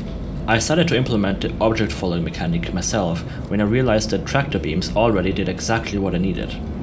These segments are now a bunch of tractor beam triggers made to be invisible and silent. Gel doesn't behave like normal physics entities and requires a lot more custom code to move it precisely, so I was happy to reuse logic that was already proven to work. We sometimes design these behind-the-scenes puzzles with multiple solutions in mind. It's not about finding the one pre-built path, but about making your own. Here you can use the blue gel to bounce back up, or the orange gel to speed over. During playtests, players will almost always express a sense of accomplishment when they solve a puzzle in an unintended way. Of course, we fix exploits in proper puzzles, but like to give players some more freedom every now and then. Test subject. The trajectory of gels gets bent by vac tubes. We call this gel bending. It's a fun interaction, but because of the static nature of vac tubes, not actually that easy to design chambers with. The bending can also be rather approximate and not strong enough to really make much of a difference, but we still try to make some puzzles with it. This puzzle can be solved in many ways, but the intended solution when I built it involves a double bounce on the floor surface and a rebound on the wall. A lot of playtesters used a much less involved solution, which I found incredibly unsatisfying. The double bounce is so much more fun, and I tried everything to remove the boring solution, but I couldn't find a fix. All my ideas required a lot of changes and bulky equipment, which detracted from the simplicity I aim for in puzzles. So without a fix in sight, we added these two achievements, the boring solution and the fun solution, to encourage players to attempt the puzzle in different ways. What was originally a compromise turned into quite a fun minigame for a lot of players. I don't know if this is... As a voice actor, these lines are very relatable. No acting required. What I actually wanted to talk about in this section was humor. Humor is a big part of the Portal series, and Stefan has a great nose for it. I had a lot of fun capturing the humor of Conley, doing those impressions of Cave and those silly giggles, and like I said earlier, it makes her feel more human. She's not funny in an idiot Wheatley way, she's goofy. She's trying to smile through what is objectively a bad situation. Like those lines in The Offices where she's talking about the conference room of danger. Humor is how she's learnt to cope with how unethical her job is, and I honestly find that really charming about her. White gel is one of the hardest elements to design puzzles for. Most puzzle elements, like lasers, light bridges, and tractor beams, give the player temporary progression, since they can be switched on and off at any point. They can also have positive and negative effects. A light bridge can act as a helpful platform or a barrier to cross. Puzzle difficulty is created by combining those effects to create interesting new interactions which players need to spend time discovering. Now, gels are different.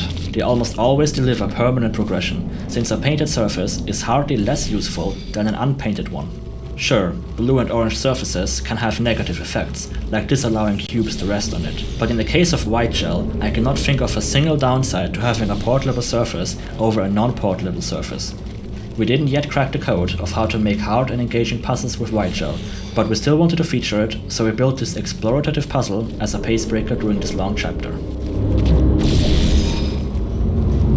This space is inspired by the Gasometer Cinema in Vienna. It's a crazy space that looks a lot like Aperture. A giant hall of cinema rooms stacked on top of each other, looking a lot like test chambers, connected through hanging metal catwalks. There's even a huge spiral staircase next to a pillar that goes all the way from the top to the bottom. The sense of verticality in this space is great. This area here was loosely built off that structure. This one survived the test of time. As Conley already said, this is a very old chamber. I designed this all the way back in 2018, and the puzzle has not changed a single bit ever since. It used to be the second puzzle in this chapter, but playtesters needed a lot more training to get a grip on the vacuum mechanic. So it's been shifted back more and more to where it is now, second to last. You can tell it's old, because it features a whopping 3 floor buttons. This chamber received a full visual overhaul throughout its development. During that, we added these little transition areas that let you walk around the outside areas of the chamber a bit. Gameplay-wise, there's no point to these. We could just have you enter the chamber right away, but we like to spend some time establishing the surroundings, the space between spaces, which are not a destination to themselves. In this case, it also helped to connect to the previous map where the player left the beaten path.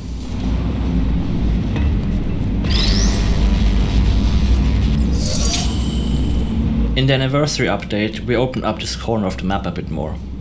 Before, the cube dropper was in its own little bubble off to the side, and players would often not find it for a very long time. You could see it pretty well from the observation room at the beginning. There were signs pointing towards it, and the catwalk flooring should also subtly lead you. But none of it was enough, so we decided to update this. Turns out the chamber didn't stand the test of time after all.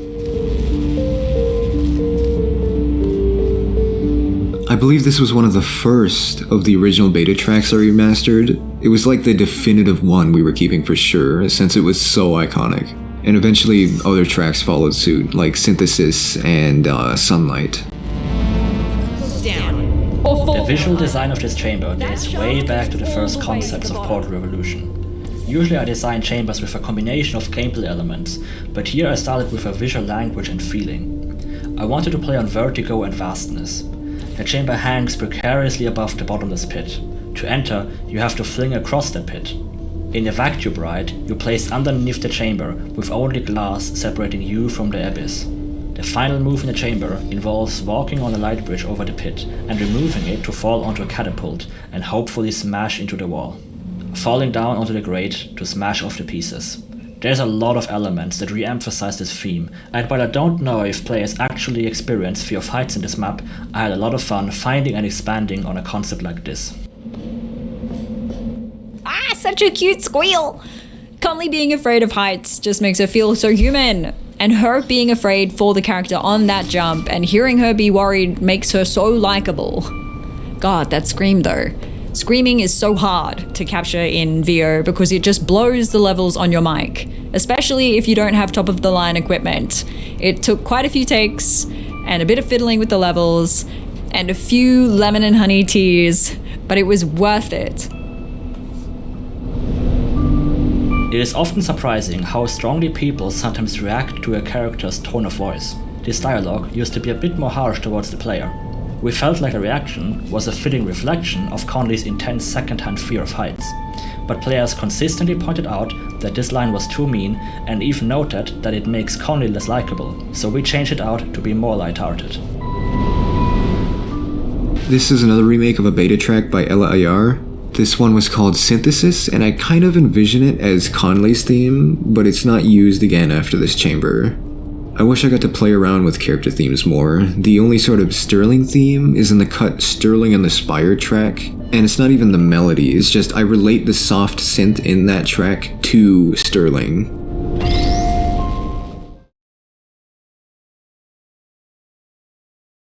Who are you talking about? Are you talking about This GLaDOS? is where Sterling and Conley You want to finally bring meet back for the first GLaDOS. time. It is a difficult moment to get right.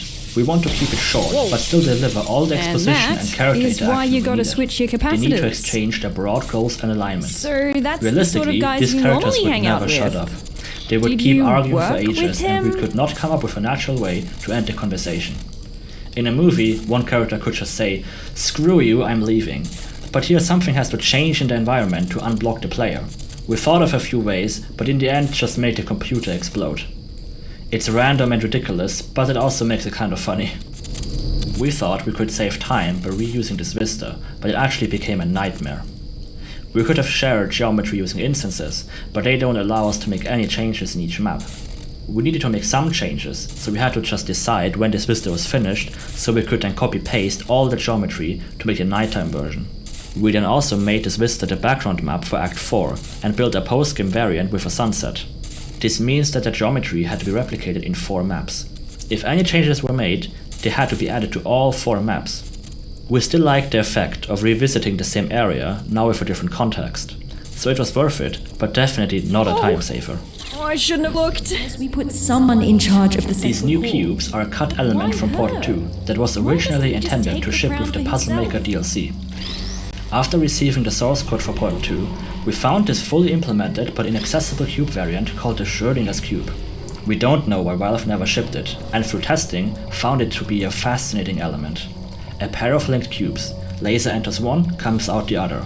One gets fizzled, both get fizzled. One gets painted, both get painted. 2 individual objects acting as one.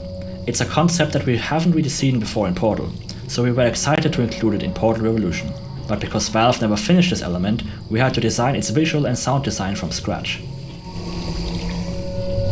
I also did the sound effect work on the quantum cubes. I made it sound like they're almost alive or powered by some sort of cosmic thing. I believe one of them even has like this white noise phasing in and out, which gives off this breathing effect.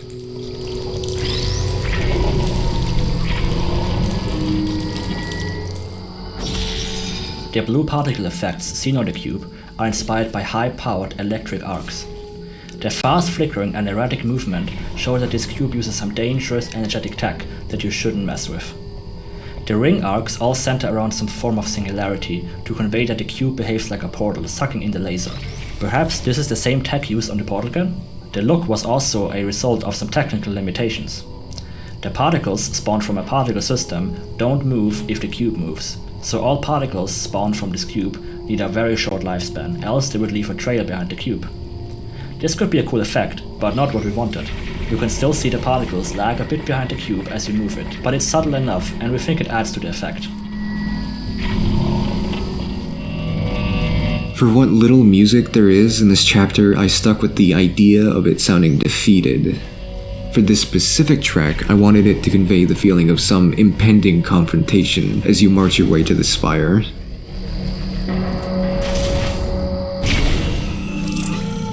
This chamber is another case where adding a whole saved the day. Earlier versions of this puzzle featured an unintended solution that was surprisingly hard to get rid of. After some trial and error, adding a little pit here to the laser catcher solved the issue completely. For this track, I wanted to convey Sterling and Kate's feelings of apprehension during this moment.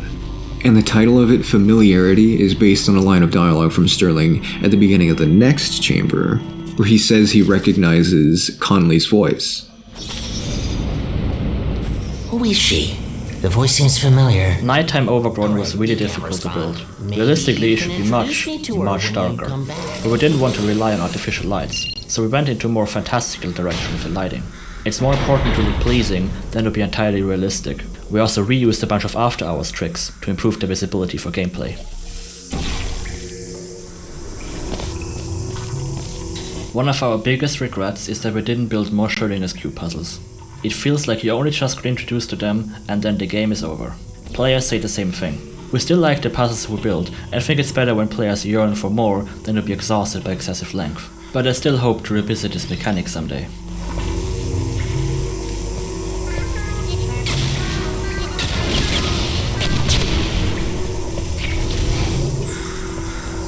If we can go into the control room and cut power... The final puzzle. We wanted a final test chamber of the mod to bring together all the custom chamber elements of the game.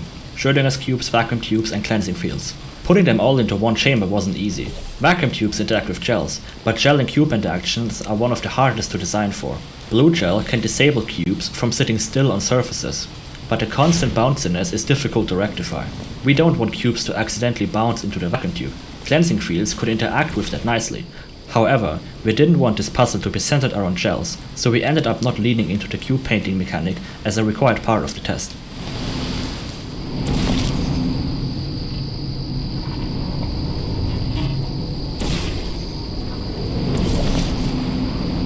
Vacuum tubes are huge and bulky. Originally, this tube bent only 90 degrees in an L shape, which made the chamber a giant square with all elements stuffed into one corner. Giant square rooms don't play well with lasers either, since everything is accessible from everywhere. Weirdly shaped rooms with many nooks and crannies usually work better for lasers. After some fiddling, we just bent the tube 90 degrees further and landed at this design where the room is divided in two.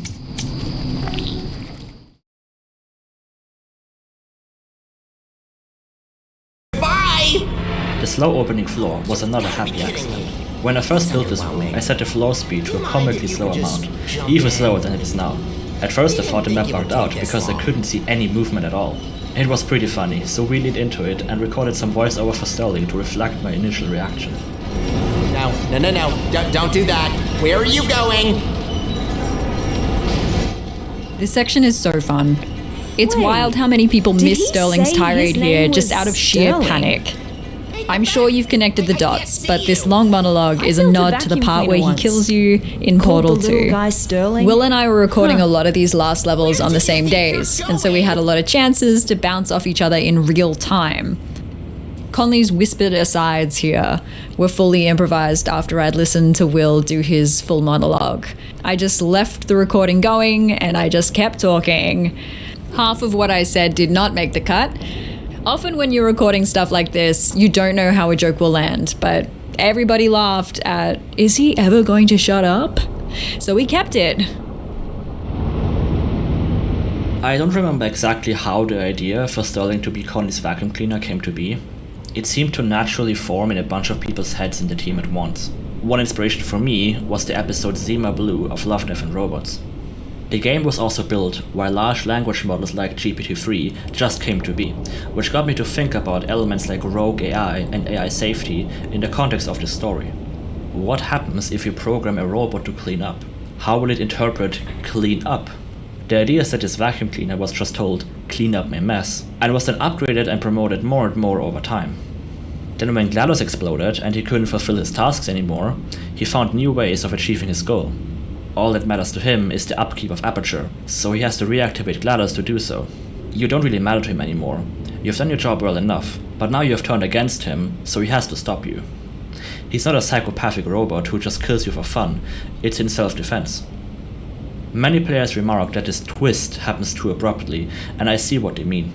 His lines towards you throughout the chapter were intended to come across as much more sarcastic and passive-aggressive, but most players seem to interpret them as genuine. It just doesn't come across how we intended. Stefan says he doesn't remember when we decided to make Sterling a vacuum cleaner. I remember the exact conversation. It was just such a hilariously stupid suggestion that somehow made all these pieces fall into place. It just belittles his character while simultaneously being very in line with him. I love it. Obviously, people had a lot of questions about it. Players want to know if we're implying that Aperture Science created the Roomba robot vacuum. And I think it's very clear that, Yep. No, sorry, I'll be right there. Okay, I'm sorry, I gotta go. I'll be right back. When we came up with the vacuum cleaner story, we didn't immediately think to connect him to Conley as well.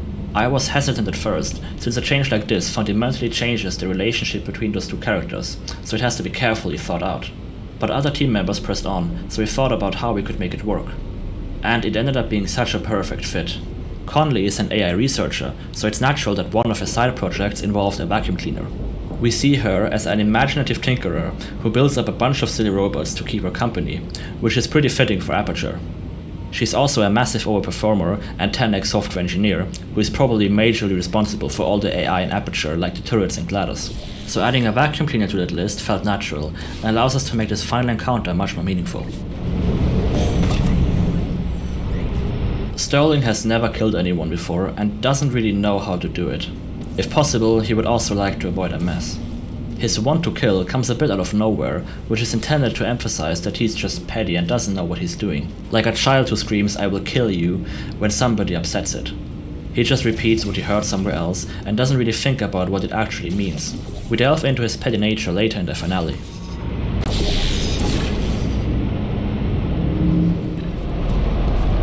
We didn't want players to re-enter the spire through the bridge. It felt too straightforward and repetitive. We wanted players to feel like they're breaking in under Sterling's nose, and didn't just go in the front door. We then had the idea to jump up through the incinerator shaft, which you have previously used to euthanize your faithful companion cube. This has some mathematic elements, and adds more modes of traversal that is only possible with the portal gun. Your demise. Finally, Sterling and Conley meet without any interruptions. Any last words? We already hinted at the vacuum cleaner story in the previous map, so we can skip the dialogue forward in this map and just need confirmation from Sterling. This was done to speed up the dialogue in this map, which features the most talking out of any map. I can't believe it. Oh, they grow. It's not polite Conley to is murder your mocking mother. Sterling quite a bit in this fight. Since she is human and an AI researcher who programmed Sterling, she knows exactly how AI like this works. I can't believe my She sees Roomba him is as a trying to program kill at us. worst and as a pet at best. Some players remark that she acts like a dick here. Just give me a minute. But how would you I'll murder react you as if soon as ChatGPT possible. would threaten to kill you? Would you take it seriously? Of course not. You might play along just for the giggles, but you wouldn't be afraid of your life. Here he is actually capable of killing you, so some urgency is reasonable. But Conley has been so desensitized by Aperture's shenanigans, and just has too much fun playing with her little language model. Sure, she doesn't want to kill him, but she isn't going to cry when her vacuum cleaner expresses motherly feelings for her. You can disable the timer by listening to the commentary note behind me. It will still be visible, but it will no longer kill you, so you can take your time to listen to all of the notes. The timer will no longer kill you. Have fun!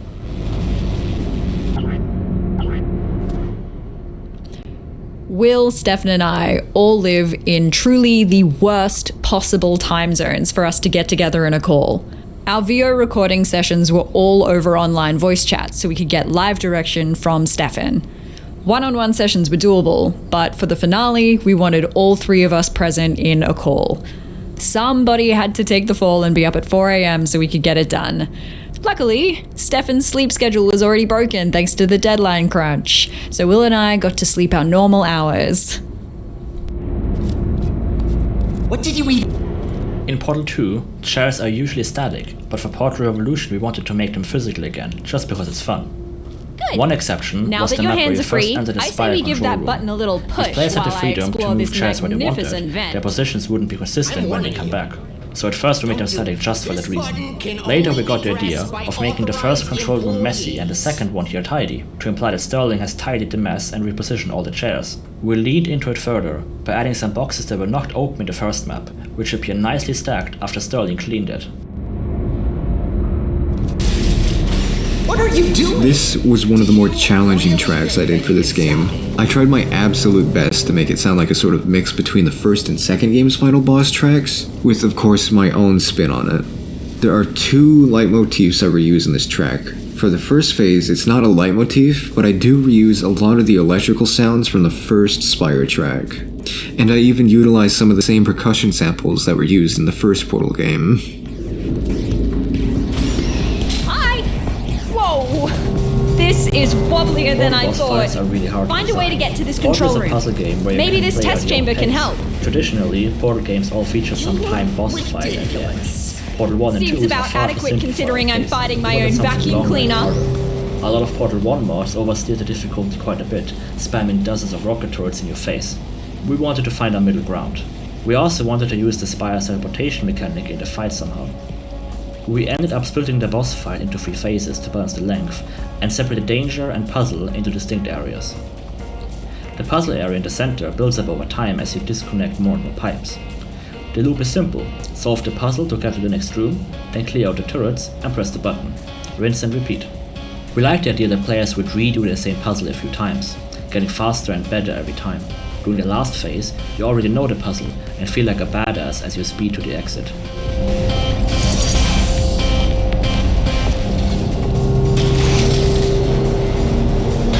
Good. Now, inside.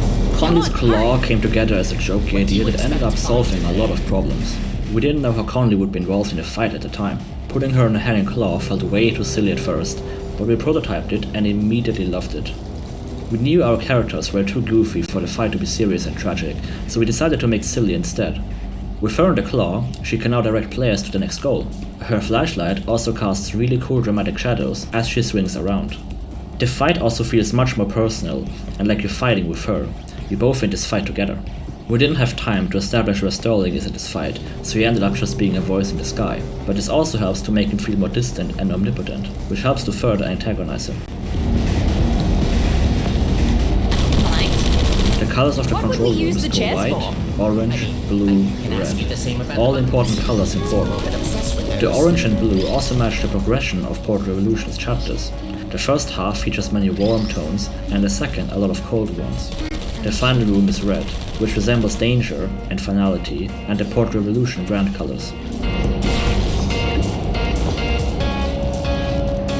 For the second phase, I used Dies Irae and the leitmotif of the Spire. I always wanted the Spire's theme to sound like some kind of weird buzzer alarm, which is why the main synth is all distorted and the melody is often echoed. I noticed a lot of people say the beginning of this phase sounds like the Portal parody of that one Nightmare Before Christmas track, Making Christmas, which is technically correct, since we all use the Dies Irae motif in our music. Next control room is this. Back now? Where has Sterling's abandonment issues What are were you added to talking give players about? some sympathy towards Sterling as they were fighting him. Portal Revolution's characters aren't pure evil or good. Both of their Do goals everything are reasonable, together. they're just You are a inconstant. vacuum cleaner. You can see why You Sterling would cleaned want up to for bring us. Gladys back, and where Don't Conley even ask wants me to why stop we gave him him. consciousness. Conley doesn't take Sterling seriously at all, which causes a lot of Are you players to feel having sorry for abandonment him. issues We right don't now? want Conley to Is be that unsympathetic seriously what's though, so happening? Lord Sterling's dialogue would be much built a meaner in vacuum comparison, cleaner with and deserving of abandonment retaliation. issues. He isn't acting rationally, but emotionally. He's just trying to do his job, but now his human companion and his long-lost mom team up to defeat him. No turret! Kill! He's in quite For the the third murderer's mood phase, I today. reused the leitmotif from the very first chamber where you press a button and receive the portal gun. I wanted it to sound like the Almost done. last One hurrah, more to but go. also you still The need to last hurry control room because is you're right going to here. explode Come or on, whatever you in can like do 5 this. minutes. The same leitmotif is heard in the revealed trailer, but it feels more happy and upbeat instead of like intense and like, oh, we need to hurry. Must have brain damage. You're right though. It is The whole quite boss pathetic section that was a button so pusher much is fun. your arch nemesis. It was one of the only times me, No offense Sarah, to and you, test Stefan were subject. just all Just the online reality of the together situation. recording, which is really difficult when you're in 3 different time zones, and even more difficult when one of those She's time the zones is only in one of us who Australia. can press But it turned out great. You can hear I me don't have and hands Sarah either. just reacting to each other in real Wouldn't time. underestimate I mean, someone the with section's got arms. everything you could want. It's got flying robots, killer robots, emotional backstory, confrontation, and Conley laughing at my misery. It was also one of the last things I recorded, which after a couple of years of doing this on and off was just such a great way to just bring this home. I loved working on this. Well, this is the final button. It ends how it began. Thank you so much for playing Portal Revolution. The day this commentary goes live marks the 1-year anniversary of Portal Revolution's release, and it's been a wild ride. This is the first game I released, and the same is true for most of the team. This project has followed me throughout my entire teenage years and early adulthood.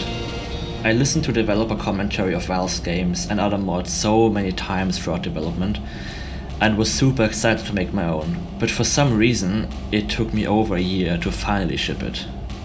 The note behind me goes into this further. So after release, I fell into a pretty bad post-release depression. This game has followed me for so long, and working on it was a comfort when real life got tough. But now it's out there and no longer mine to control. I put so much of myself into this, and it was incredibly scary to release it. So what's next? That's a question everybody asks us. What's next? On one hand, my team and I were super burned out from modding after release. I already worked on this mod for 8 years, and while everyone is asking for a sequel, it seemed like a daunting task. I also had no ideas for what a sequel would look like. The ending is open for expansion, but we didn't create it with a sequel in mind. On the other hand, we're the top of our game. We have proven that we can do it and are better at modding than we have ever been. So what's next? We'll see. Thank you for playing Portal Revolution. And I hope I will see you in our next adventure. You did it. You shattered my dreams of rebuilding my home. Are you happy now? Proud of yourself? Look, we also want the best for Aperture, but we can't do that by reactivating GLaDOS. Portal is a puzzle game where you can play at your own pace. Traditionally, Portal games all feature some timed boss fight at the end. Portal 1 and 2 are far too simple for our taste. We wanted something